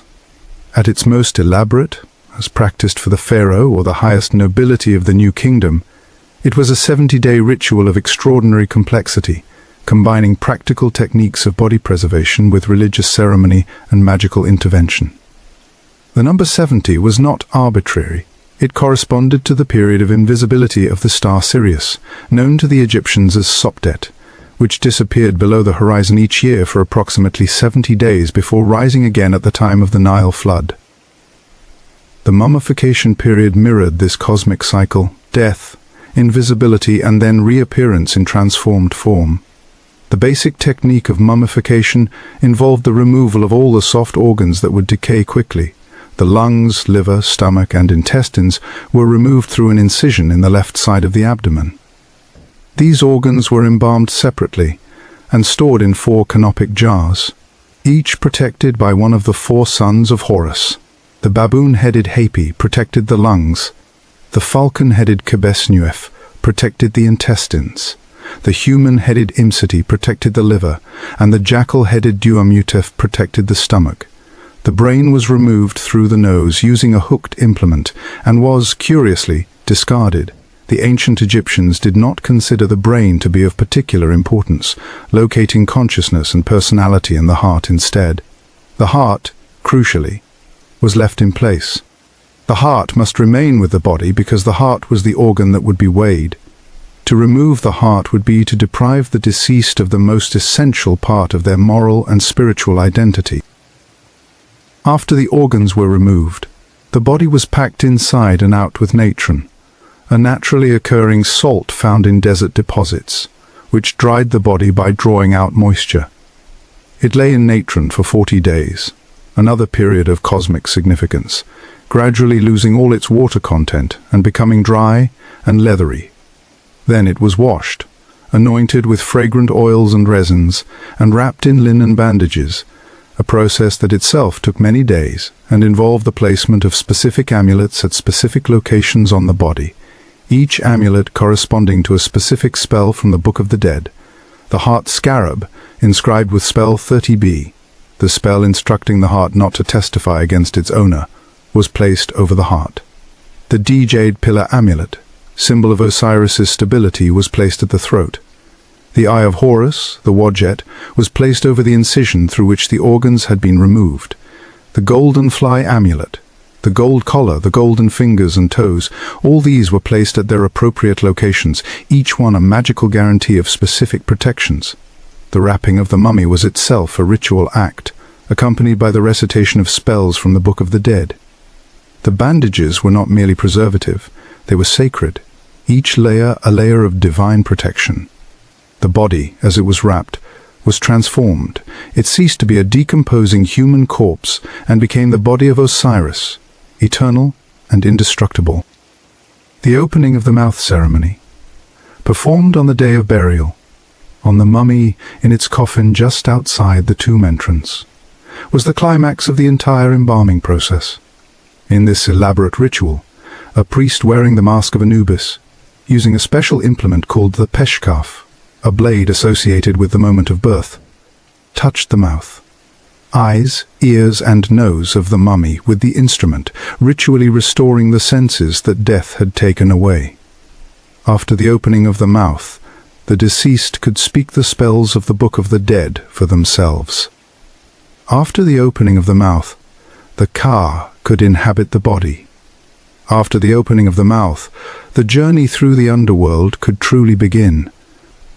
The tomb was not merely a storage facility for the mummy. It was a cosmos in miniature, a complete sacred space that replicated the structure of the universe, that provided everything the deceased would need for eternity, that served as the physical anchor for all the spiritual work the Book of the Dead described. The structure of an Egyptian tomb reflects the Egyptian understanding of the cosmos. The burial chamber, the innermost room where the mummy lay, corresponded to the underworld, the realm of the dead, the domain of Osiris. The outer chambers, which living people could access on festival days, corresponded to the world of the living. The shaft or passage connecting them was the liminal zone, the border between the two realms, the path traveled by the Ba as it went back and forth between the worlds. The walls of royal tombs, particularly in the New Kingdom Valley of the Kings, were covered with the most extraordinary religious art ever produced. The Amduat, the Book of Gates, the Book of the Dead, the Book of Caverns.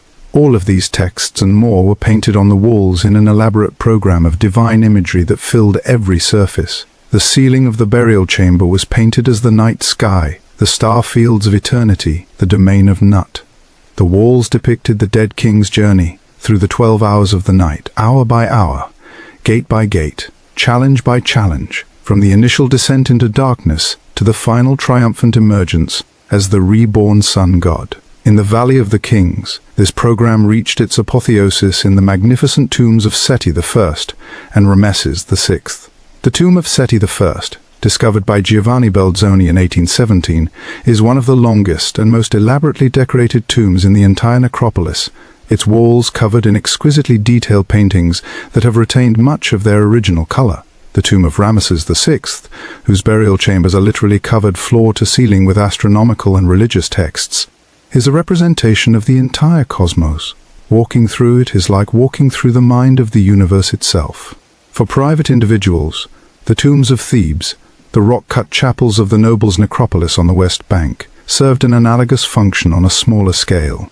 Here, the walls depicted not the journey of the sun god, but the biographical and funerary achievements of the tomb owner, scenes of their life in office, feasting and hunting and fishing, scenes of the funeral itself, scenes from the afterlife, including the weighing of the heart, and the Book of the Dead papyrus, that most portable of sacred objects, lay in the tomb beside the mummy, its spells ready, its vignettes present, its words charged with the power of 3,000 years of accumulated religious tradition. The history of the Book of the Dead does not end with the New Kingdom. It continues, evolving, expanding, contracting, being revised and systematized. Through the long centuries of the late period, when Egypt's political independence waxed and waned, when foreign powers invaded and sometimes ruled the Nile Valley, and when the ancient religious traditions were simultaneously threatened and strengthened by the challenges of a changing world.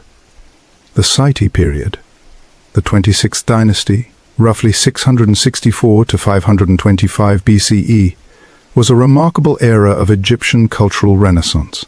After centuries of fragmentation and foreign rule, Egypt was reunified under a dynasty of kings from the city of Zayis in the western delta. These kings, passionate about their cultural heritage, sponsored a thoroughgoing revival of ancient traditions. Artists copied Old Kingdom styles, scribes went back to Old Kingdom textual models, and there was a concerted effort to standardize and purify the great religious texts. This standardization effort produced the Seti recension of the Book of the Dead, the most systematized and consistent version of the text that had yet existed. For the first time, The chapters were arranged in a relatively fixed order, numbered consecutively, each given a specific title. The Site recension represents a kind of canonical text, not the only version in use, but a recognized standard against which other versions could be measured. The physical quality of Site period books of the dead is often extraordinary. The papyrus is fine and white, the hieroglyphs elegantly drawn, the illustrations precise and carefully composed. There is something almost academic about these books, a clarity of intention, a scholarly precision, as if the scribes who made them were fully conscious of creating something for the ages, something that needed to be exactly right. The Site recension also incorporated material from texts that had previously circulated separately, passages from the pyramid texts, passages from the coffin texts, passages from the Book of Gates and the Amduat. The Book of the Dead was becoming something like an encyclopedic compendium of Egyptian afterlife knowledge, drawing on every tradition, synthesizing centuries of accumulated wisdom into a single, comprehensive guide to immortality. In 332 BCE, Alexander the Great conquered Egypt. The centuries-old tradition of indigenous pharaonic rule was over. Egypt passed under the control of Alexander's successors, the Ptolemies, a dynasty of Macedonian Greeks who ruled Egypt until the death of Cleopatra the 7th in 30 BCE. The Ptolemaic period is one of the most fascinating and complex in Egyptian history. The Ptolemaic kings were Greeks, but they were also pharaohs. They adopted Egyptian royal titles, patronized Egyptian temples, and presented themselves to their Egyptian subjects in traditional Egyptian religious terms. The result was a remarkable cultural synthesis, Greek language, thought, and artistic influences mingling with ancient Egyptian traditions in ways that were sometimes jarring and sometimes surprisingly harmonious. The Book of the Dead continued to be produced throughout the Ptolemaic period, adapted to the new cultural context. Some Ptolemaic books of the dead show Greek stylistic influences in their vignettes. Faces more three-dimensional, drapery more naturalistic, compositions more dynamic. Others remain rigorously traditional, as if asserting through artistic conservatism a cultural identity that political circumstances had complicated. New funerary texts emerged in the Ptolemaic period that represented the continuing evolution of Egyptian afterlife theology. The Book of Traversing Eternity, the Book of Breathings, the demotic versions of Book of the Dead, spells in the vernacular script. All of these represent the creative energy of a tradition that, even as the political world changed around it, continued to develop and elaborate its vision of the eternal. One of the most interesting developments of the Ptolemaic period was the growing integration of Osiris mythology with Greek religious ideas. The composite god Serapis, a blend of Osiris, Apis, and various Greek deities, became widely worshipped not just in Egypt, but throughout the Greek-speaking world. The Isis cult, already popular in Egypt, spread throughout the Mediterranean and eventually became one of the most widely practiced mystery religions in the Roman Empire. The ideas that had been encoded in the Book of the Dead, death, resurrection, divine judgment, the promise of immortality, were finding new vessels and new audiences in a world that was simultaneously shrinking and expanding. The Roman conquest of Egypt in 30 BCE and the subsequent Christianization of the Roman Empire did not immediately end the Book of the Dead tradition.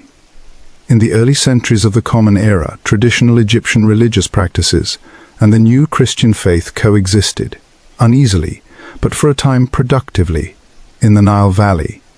Some funerary traditions lingered, even as others faded.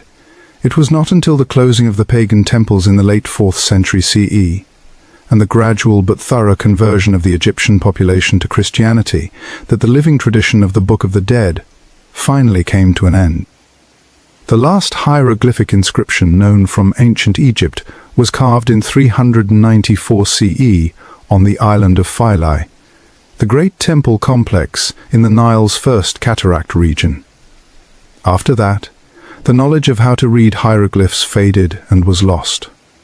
The Book of the Dead, still lying in its tombs, still wrapped in its mummy bandages, still rolled in its canopic containers, became silent, unreadable, inaccessible, waiting in the dark for someone to find the key. For over 1400 years, the Book of the Dead lay forgotten.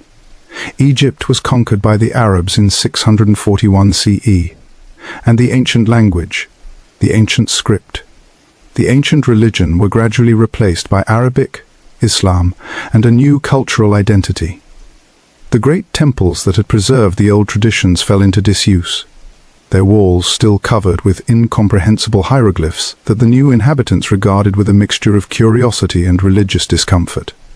The tombs were robbed, as they had always been robbed, even in antiquity, and their contents scattered. The European fascination with Egypt never entirely disappeared.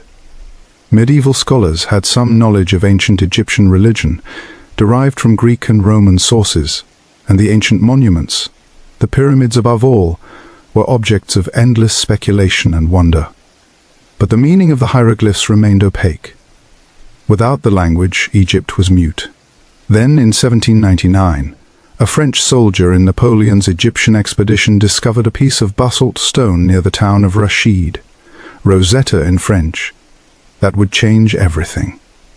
The Rosetta Stone bore the same decree written in 3 scripts: ancient Egyptian hieroglyphs, Demotic, and ancient Greek. It was the key that unlocked the ancient language. After 2 decades of intense scholarly effort, with a crucial breakthrough achieved by Jean-François Champollion in 1822, the hieroglyphs could be read again for the first time in over 1,000 years. The implications were staggering. Suddenly, the millions of hieroglyphic inscriptions covering Egyptian temples, tombs, and papyri were not decoration or mysterious signs but words, readable, translatable, understandable words. The ancient Egyptians, silent for so long, could speak again. Among the first documents to be studied were the funerary papyri that began arriving in European museums and collections in large numbers during the early 19th century. The expansion of European archaeological activity in Egypt, which was in practice often a form of legally sanctioned looting, resulted in vast quantities of ancient Egyptian materials being exported to Europe. Museums in London, Paris, Turin, Leiden, Berlin, and elsewhere acquired magnificent collections of funerary papyri, many of them books of the dead.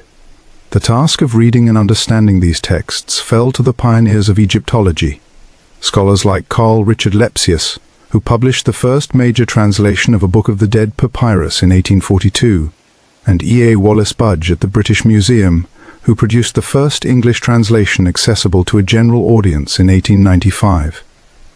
Budge's translation has been criticized by later scholars for various inaccuracies and interpretive errors, but it was enormously influential in shaping the popular understanding of the Book of the Dead, and it remains in print today. The 19th century discovery and publication of the Book of the Dead had a profound impact on Western culture. Here, in these ancient papyrus scrolls, was evidence of a civilization that had grappled with the deepest questions of human existence: death, judgment, immortality, and had produced answers of extraordinary sophistication and beauty. Here was a moral vision, the negative confession, the weighing of the heart, that seemed to anticipate the ethical frameworks of later religious traditions. Here was a theology of resurrection that resonated with Christian ideas about life after death. Scholars and theologians and poets and artists were fascinated.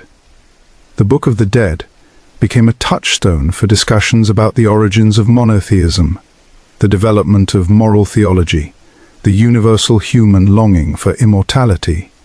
It influenced figures as different as the German philosopher Friedrich Nietzsche, who was deeply interested in ancient Egyptian religion, and the English poet and artist William Blake, whose mystical visions had affinities with the transformative theology of the Egyptian afterlife. We have already encountered the negative confession and the weighing of the heart, and we have noted the sophisticated ethical vision they encode. But it is worth lingering here, because the moral content of the Book of the Dead is, in many ways, its most significant contribution to human thought. Consider what the Book of the Dead argues, at its most fundamental level, about the relationship between morality and immortality. It argues that they are inseparably connected. It argues that the quality of a person's life Their treatment of other people, their honesty, their respect for justice, their care for the vulnerable, has direct and permanent consequences for their fate after death. The universe, in the Egyptian view, was not morally indifferent. It cared about how people behaved. It held them accountable. This is not an obvious conclusion. Many ancient religious traditions did not connect morality and afterlife in this way. Some posited an afterlife for the virtuous and the wicked alike, making no moral distinctions. Some posited that proper ritual performance was more important than personal behavior. The Book of the Dead's insistence that the heart would be weighed, that no spell or ritual could substitute for actual moral worthiness, represents a genuinely revolutionary step in the history of human ethical thought. Of course, the heart spells complicate this picture somewhat, as we have seen, and it is true that in practice, the wealthy and powerful could afford much more elaborate funerary preparations than the poor, which might seem to suggest that money could buy afterlife access. But even this apparent contradiction reflects a nuanced view of divine mercy. The spells were not a substitute for virtue, but an appeal for divine forbearance toward human weakness. The universe forgave. The universe understood. The universe was not a merciless tribunal, but a compassionate judge, who weighed not just actions but intentions, not just facts but prayers. The list of behaviors condemned by the negative confession is also remarkable for its social dimension. Many of the confessions concern not private morality but social justice, treatment of the poor, honest commercial dealings, fair administration of resources. I have not stolen from the poor. I have not falsified weights and measures. I have not blocked the water in its seasons. These are not purely personal virtues. They are social obligations, the duties that bind a community together and that make civilization possible. This social dimension of Egyptian ethics is deeply interesting. The ancient Egyptians did not believe in a purely individualistic morality. A person's relationship to their community, to the systems of production and distribution and governance that sustained life, was just as morally significant as their personal behavior. The person who manipulated the grain supply, who falsified the scales, who denied water to those who needed it. That person was not just economically guilty but cosmically guilty, a disturber of mate on the grandest scale. One of the most profound aspects of the Book of the Dead is its attitude toward universality. The text begins, historically, as an exclusively royal prerogative and gradually opens up to include first the nobility, then the wealthy commoners, then increasingly broad segments of Egyptian society. This democratization reflects a theological evolution of the first importance, the conviction, growing stronger over the centuries, that immortality was not a privilege of birth or wealth, but a possibility for every human soul. The coffin texts contain a remarkable passage known as the Dialogue of the Man Who Is Weary of Life, sometimes called the earliest written dialogue in human history, in which a man contemplates suicide while debating with his Ba the value of existence. The text is remarkable not just for its literary sophistication, but for what it reveals about the Egyptian understanding of the individual soul.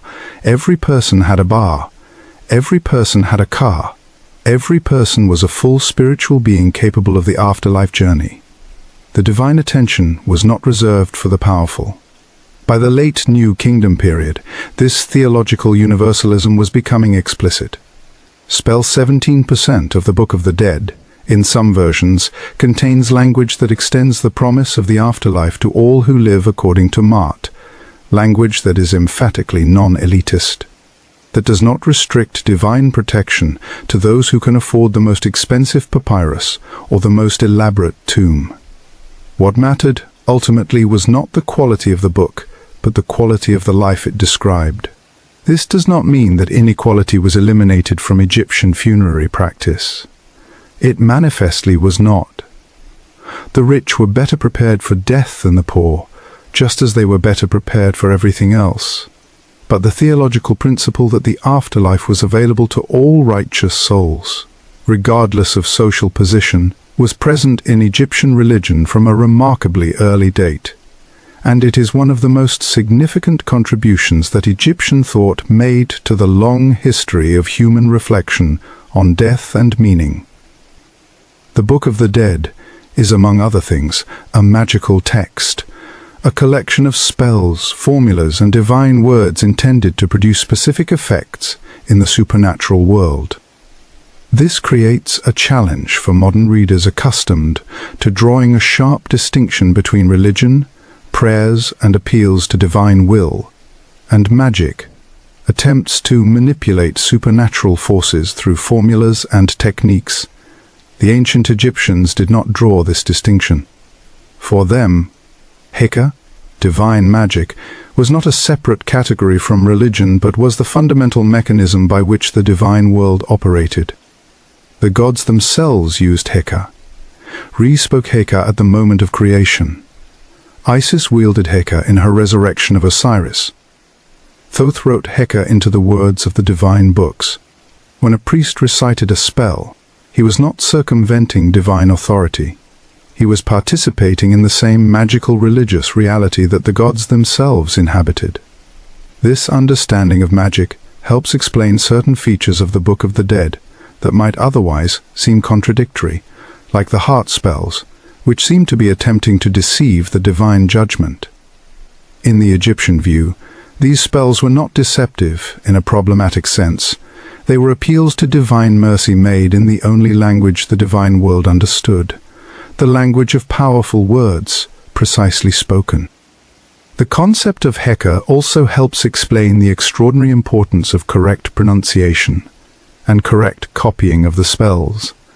A misspelled word or a mispronounced formula was not just an error, it was a magical failure. The power of the spell resided in the exact words, in the precise sequence of sounds, in the specific divine names invoked. This is why so many copies of the Book of the Dead, even when copied inaccurately, preserve archaic language that the scribes themselves may not have fully understood. They knew that the old words had power, that to change them was to risk losing that power. This attitude toward language, the belief that words are not merely signs for things but are in some sense the things themselves, has resonances in many religious traditions. The Gospel of John begins, "In the beginning was the Word." The Islamic tradition holds that the Quran in Arabic is literally the speech of God, its exact form as important as its content. The Jewish mystical tradition of Kabbalah treats the letters of the Hebrew alphabet as divine forces with inherent power. The ancient Egyptian conviction that words create reality was not unique to Egypt. It touches something deep in the human experience of language, the suspicion that speech is not merely descriptive, but constitutive. The ancient Egyptians had two different words for what we translate as time or eternity, Neha and Jet. Understanding the difference between them is crucial to understanding the Egyptian conception of immortality. Neha was cyclical time, the time of repetition, of recurrence, of the eternal cycle. The daily rising and setting of the sun was Neha time. The annual flood and recession of the Nile was Neha time. The agricultural cycle of planting and harvest was Neha time. Neha was the time of the sun god Re, the time of regular, reliable, beautiful recurrence, the cosmic heartbeat. Jet was linear time, the time of fixed, permanent, unchangeable existence, the enduring monument, the inscription on stone, the eternal star was Jet time. Jet was the time of Osiris, who did not change and cycle but simply endured, fixed and permanent in his underworld throne forever. Jet was the time of the mummy, preserved against decay, its form locked in eternity. The immortality offered by the Book of the Dead was not a simple continuation of life. It was a participation in both kinds of eternity simultaneously. The cyclical eternity of Re, in which the deceased could sail in the solar bark and experience the endless renewal of each day, and the fixed eternity of Osiris, in which the body endured and the identity was preserved forever. To become an ark, a glorified spirit, was to inhabit both dimensions of eternity at once. This double eternity explains why the Book of the Dead's afterlife was not static. The dead did not simply sit in paradise, unchanging forever. They participated in the cosmic cycle. They went out during the day and returned at night. They transformed into various divine forms. They sailed with the sun. They existed in a state of eternal, dynamic renewal, changing and yet always themselves, moving and yet always arriving, never finished and yet never incomplete. This is perhaps the most philosophically sophisticated aspect of the Egyptian understanding of immortality, and it is the one that most distinguishes it from both purely materialistic denials of an afterlife and from purely spiritual conceptions of eternity as static bliss. The Egyptian dead were not static. They were not finished. They were participants in the ongoing, dynamic, endlessly renewed life of the cosmos, not observers of the universe, but actors in it, as they had been in life, only now freed from the limitations of mortality. The connections between the Book of the Dead and the Hebrew Bible, and through the Bible, the New Testament and the Quran, have been debated by scholars since the 19th century. The relationship is complex and contested, and it is important to approach it with both openness and caution. The most direct and widely discussed connection is between the negative confession of the Book of the Dead, spell 125, and the 10 Commandments of the Hebrew Bible. Both are lists of moral prohibitions, behaviors that right-living people should avoid. Both are presented as divinely ordained standards of righteousness. Both are connected to judgment. The 10 Commandments were given in the context of a covenant relationship in which obedience was rewarded and disobedience punished, just as the negative confession was presented in the context of divine judgment after death. The similarities are striking enough that some scholars in the 19th century argued for direct borrowing, that the Hebrew commandment tradition was derived from the Egyptian. This position is no longer widely held in its strong form, but the possibility of indirect cultural influence, through the centuries of Hebrew presence in Egypt, through the general diffusion of Egyptian culture throughout the ancient Near East, cannot be entirely dismissed. More significant, perhaps, is the parallel between the Egyptian afterlife judgment and the traditions of divine judgment that appear throughout the Hebrew Bible, the New Testament, and the Quran. The idea of a divine tribunal before which the dead would be judged, their deeds weighed, their worthiness determined, appears in these traditions with structural similarities to the Egyptian conception that are hard to ignore entirely. Psalm 24 of the Hebrew Bible asks, "Who shall ascend the mountain of the Lord? Who shall stand in his holy place?" The answer, "He who has clean hands and a pure heart." This rhetorical structure, a question about worthiness for divine presence, answered with moral criteria, mirrors the structure of the Egyptian negative confession with striking exactness. The New Testament's vision of the Last Judgment, described most vividly in Matthew 25, shows the dead divided into sheep and goats based on their behavior toward the least of these, my brothers: the hungry, the thirsty, the stranger, the naked, the sick, the imprisoned. The moral criteria here, care for the vulnerable, concrete acts of compassion, resonate with the Egyptian emphasis on social justice in the negative confession. None of this proves borrowing. Similar ideas can arise independently in cultures that share fundamental human concerns. But it does suggest that the Book of the Dead was working with questions about justice, about the relationship between morality and immortality, about divine judgment that would continue to preoccupy human beings for millennia, and that the Egyptian answers to those questions were sophisticated enough to remain relevant long after the civilization that produced them had passed away. The 20th century brought a new lens through which the Book of the Dead could be understood, the lens of depth psychology. Carl Jung, the Swiss psychologist who developed the theory of the collective unconscious and the archetypes, was deeply interested in ancient Egyptian religion. He saw in the Egyptian afterlife mythology, and particularly in the imagery of the Book of the Dead, a vivid expression of what he understood to be universal psychological processes. For Jung, the underworld journey of the Book of the Dead was not merely a mythological description of what happened to the soul after death. It was also a symbolic representation of processes that occurred within the living psyche. The descent into the underworld, the encounter with monsters and dangers, the judgment before the divine tribunal, the achievement of transformation and illumination. These were, in Jung's reading, images of the psychological journey of individuation, the process by which a person integrates the unconscious aspects of themselves into a coherent, whole identity. The 42 negative confessions can be read, from this perspective, as a catalogue of the shadow, the rejected, unconscious aspects of the self that need to be acknowledged and integrated rather than repressed. The weighing of the heart can be read as a symbol of the psychological process of honest self-examination. The monstrous amit can be read as the terrifying possibility of self-dissolution, the fate of a person who refuses to engage honestly with their own depths. Jung's student and collaborator Marie-Louise von Franz pursued these connections in detail, and her work on Egyptian mythology was influential in establishing the psychological interpretation of the Book of the Dead as a map of inner transformation. This tradition continues today. The Book of the Dead has become a touchstone for Jungian analysts and for practitioners of various forms of depth psychology, who see ancient mythology as a repository of wisdom about the human psyche. Joseph Campbell, the great American mythologist, whose work on the hero's journey brought comparative mythology to a wide general audience, also drew heavily on the Book of the Dead. In his framework, the underworld journey is a universal human story. The hero descends, faces trials, and returns transformed, and the Egyptian version is one of the most complete and explicit expressions of this universal pattern. Campbell's influence on popular culture was enormous.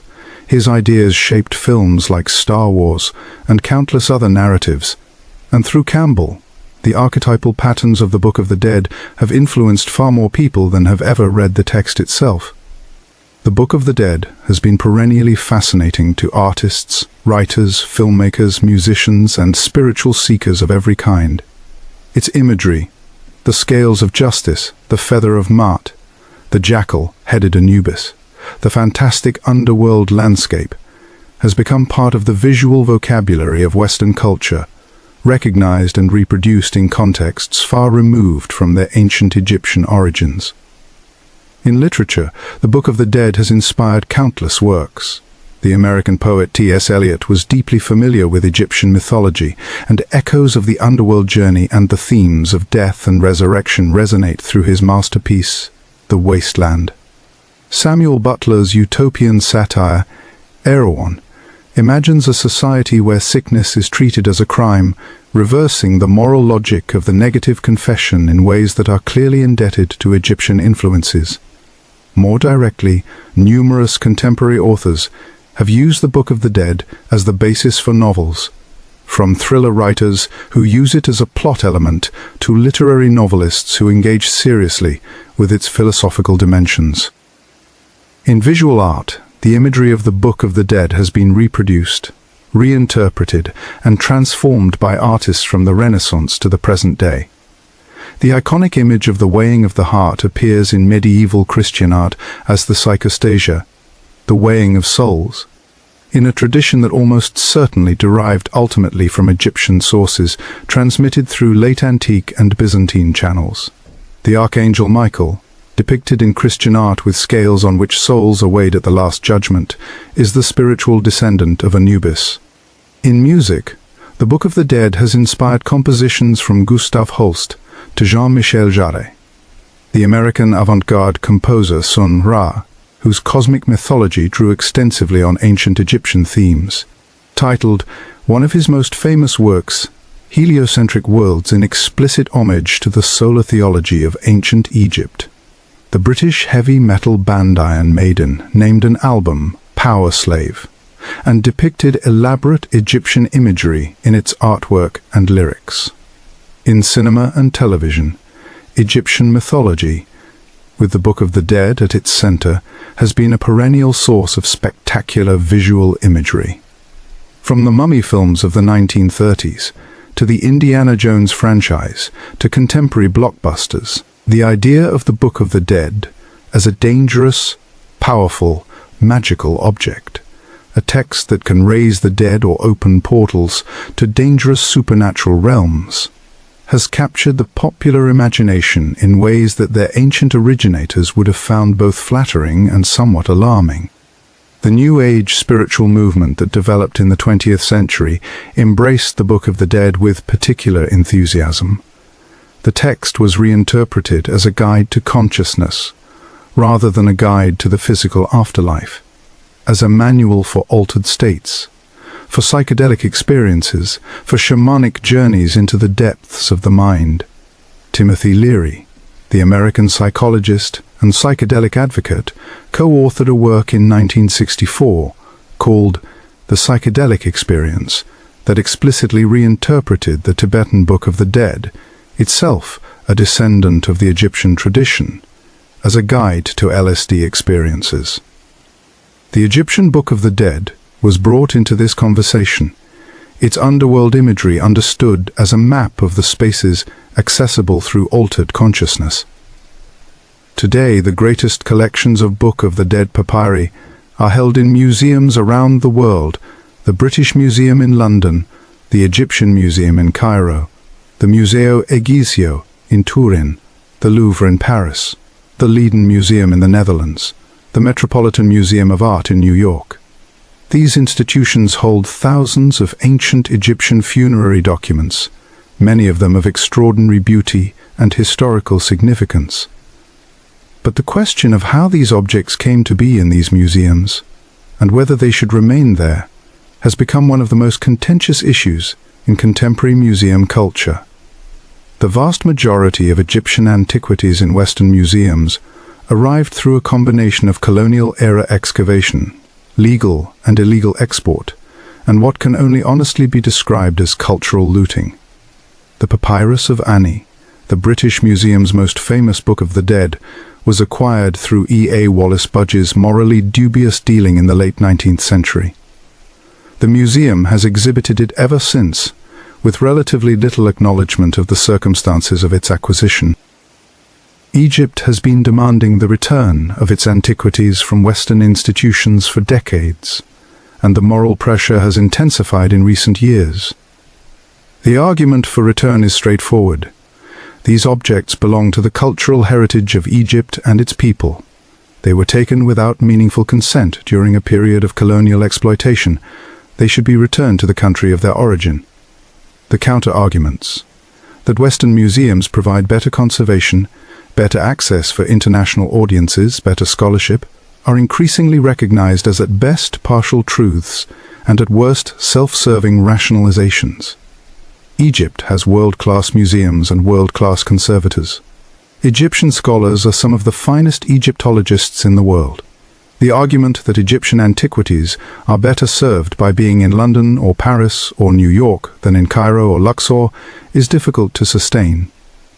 This debate around the repatriation of Egyptian antiquities, including books of the dead, is ultimately a debate about the relationship between the ancient world and the modern, between the cultural heritage of one civilization and the intellectual property claims of another.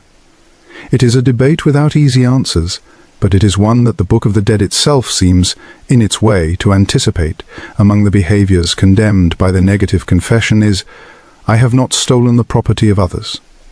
3,000 years after its composition, the ancient Egyptian ethic of not taking what does not belong to you is being invoked in the most contemporary of contexts. The study of the Book of the Dead is not finished. It is, in fact, in a period of remarkable vitality and discovery. Modern scholarship, using tools that would have been unimaginable to the early Egyptologists of the 19th century, is transforming our understanding of the text and its context. The Book of the Dead Project, a long-term international scholarly initiative based at the University of Bonn, is systematically cataloguing every known Book of the Dead manuscript in the world. Thousands of objects in hundreds of collections. This enormous database, when complete, will allow scholars for the first time to trace the transmission history of individual spells, to identify which workshops produced which books, to map the geographic and chronological distribution of different textual traditions. The result will be a far more nuanced and detailed picture of the Book of the Dead as a social and historical phenomenon than has previously been possible. Digital imaging technologies have opened new possibilities for reading texts that were previously illegible. damaged, faded, or obscured by ancient and modern interventions. Multispectral imaging, which can reveal ink that is invisible to the naked eye.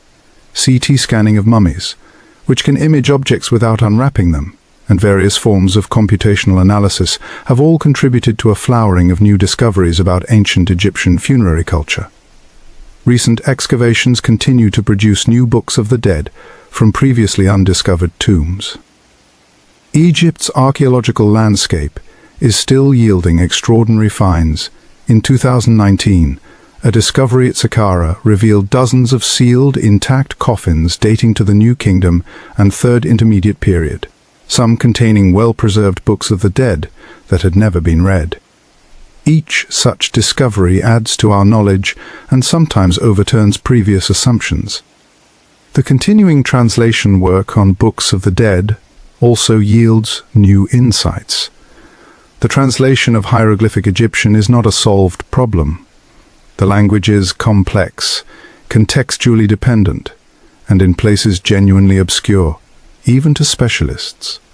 New translations of familiar texts sometimes reveal meanings and nuances that previous translations had missed. The Book of the Dead is never quite finished being decoded.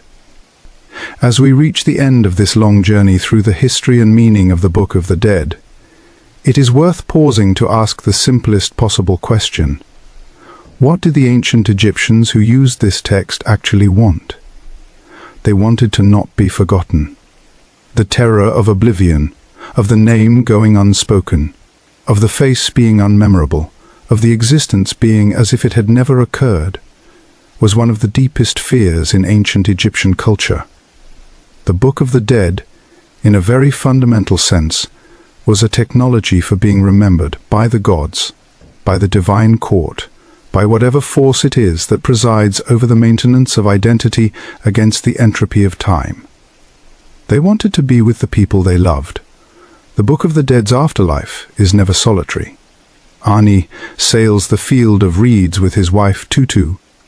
The deceased stands before the divine court accompanied by their Ka, their Ba, their divine protectors.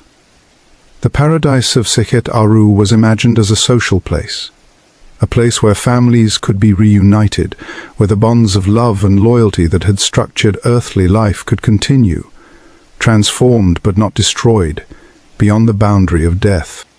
They wanted justice.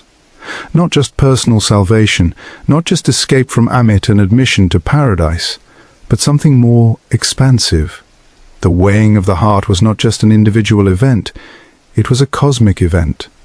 A moment when the moral reality of a human life was measured against the truth of the universe. To have your heart balance against the feather of Mat was to be vindicated, to be declared that your life had contributed to the cosmic order rather than subtracted from it. The ancient Egyptians wanted to know, at the moment of final judgment, that their lives had mattered. They wanted beauty. The Book of the Dead papyri are not merely functional documents. They are beautiful objects, made with care and artistry and a profound aesthetic intention. The vignettes are not just illustrations. They are expressions of the belief that beauty and truth are related, that the divine world is a beautiful world, that to approach eternity is to approach the most beautiful thing imaginable. The colors are not decorative. They are meaningful. The blue of the sky, the gold of the sun, the green of Osiris, the white of purity. The ancient Egyptians decorated their dead with beauty because they believed that beauty was a form of truth and truth was a form of beauty. And they wanted to live, not to continue in exactly the form they had taken in mortal life.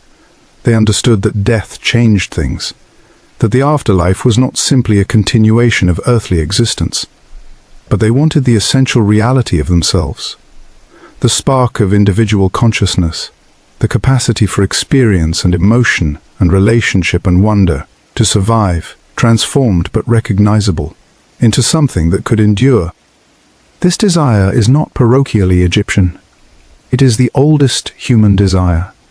It is the desire that has driven the construction of monuments, and the composition of prayers, and the telling of stories since the first moment a human being stood over the body of someone they loved and refused, in the depths of their grief, to believe that everything good was gone.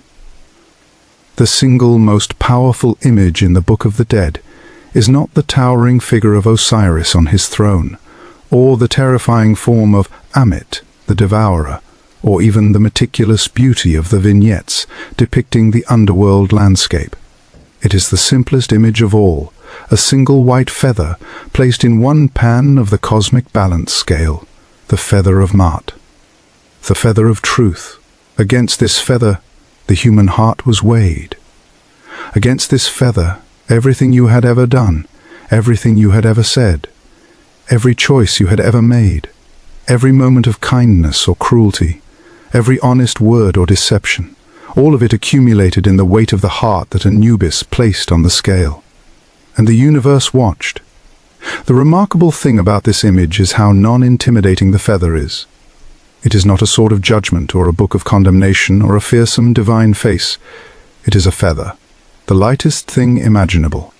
Something that floats on the breath of air, that catches the light, that drifts on the breeze. The lightest thing that could be imagined, the most weightless of all possible objects. And your heart had to be as light as that. Not as light in the sense of empty or uncaring. The ancient Egyptians were not recommending spiritual detachment or emotional indifference. They loved life with a ferocity that practically crackles off the surface of their art. They wept for their dead with unashamed fullness. They celebrated their pleasures with exuberant joy. The lightness of Ma'at was not the lightness of nothingness.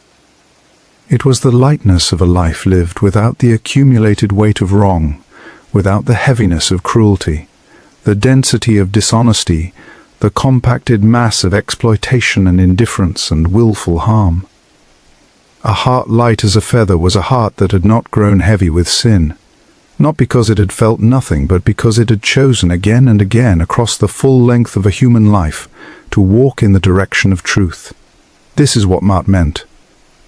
This is what the Book of the Dead was trying, in its extraordinary complexity and beauty and strangeness, to teach. Not a theology of cold law, but a theology of ethical aspiration. The conviction that the universe was organized around truth, and that a human life lived in accordance with truth would, at the end, be found sufficiently light to balance against the lightest thing in all the world. 3,000 years have passed since an Egyptian scribe first dipped a brush in black ink and began to write the words of the Book of the Dead on a fresh roll of papyrus. The pharaohs are gone. The priests are gone. The language is gone from living lips. The temples are ruined. The civilization that produced this extraordinary document has dissolved, as all civilizations ultimately dissolve, into the long river of human time. But the feather remains. The idea remains. The question remains, that oldest of all human questions, and so does the ancient Egyptian answer, that the universe is not indifferent to how we live, that truth and justice are woven into the fabric of existence, that the heart that has tried to be good is, at the moment of its final accounting, found to be as light as a feather, and that lightness is enough. That lightness has always been enough. There is a papyrus in the British Museum.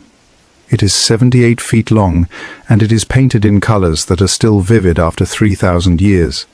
The blue of heaven, the gold of the sun, the green of renewal. It was made for a man named Ani, a royal scribe, who worked in the temples of Thebes sometime around 1275 BCE.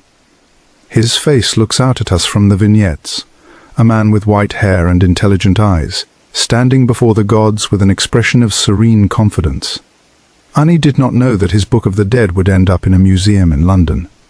He did not know that millions of people would look at his face across 30 centuries.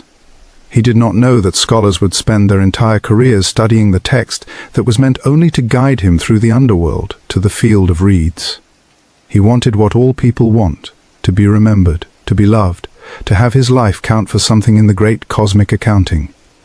Whether his heart balanced against the feather of Ma'at, we cannot say. Whether the spells worked, whether the vignettes maintained their magical power, whether Ani achieved the immortality he sought. These are not questions that Egyptology can answer. They are questions that lie beyond the boundary of scholarship, in the territory of faith and mystery, and the irreducible privacy of every human soul's encounter with its own mortality. But what we can say is this: Ani is remembered.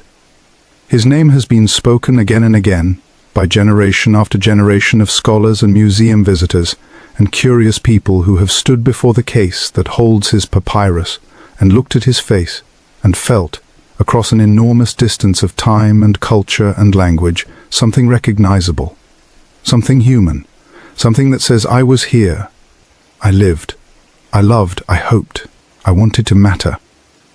The Egyptians would have said that this speaking of his name, this ongoing remembrance, was itself a form of immortality. Every time someone reads the Book of the Dead, every time someone says the name of Ani, of Hunefer, of Nani, of the thousands of others whose names are inscribed on these ancient scrolls, that speaking is a gift, a small act of resurrection, a feather placed gently in the pan of the cosmic scale. The ancient Egyptians were not naive. They knew that their civilization would not last forever. They knew that their gods might one day be forgotten, their temples ruined, their language lost. Their tombs are full of prayers for eternal memory, and those prayers have the urgency of people who understood the fragility of the very permanence they sought. But here is the extraordinary thing. They were right. The Book of the Dead survived. The names were preserved. The faces look out at us still. The words that were written to be read at the moment of death have been read again and again by the living, and every reading is a small victory over the darkness. A torch passed from one generation to the next, across 5,000 years of human time. That torch is yours now. You hold it in the act of attention itself, in having followed this story to its end, in having allowed these ancient people and their ancient hopes to become real to you, even for a few hours. The best thing you can do with that torch is pass it on. Tell someone about the feather. Tell someone about the weighing. Tell someone about Ani, standing before Osiris with his white hair and his confident eyes, knowing the words he needed to know, hoping that his heart was light enough. Because in the end, and this is what the Book of the Dead has always known, the only real immortality is to be remembered with love. And in this, we are not so different from the people who painted those brilliant colors on papyrus 3,000 years ago. We never have been. As we come to the end of this story, remember, history doesn't whisper, it roars. And as long as you keep coming back, we'll make sure its voice is never silenced. Thank you for being here today, fellow historian. The past has more to tell us, and we'll be back to listen. Until then, stay curious, stay hungry for knowledge, and remember, history chose us to remember it.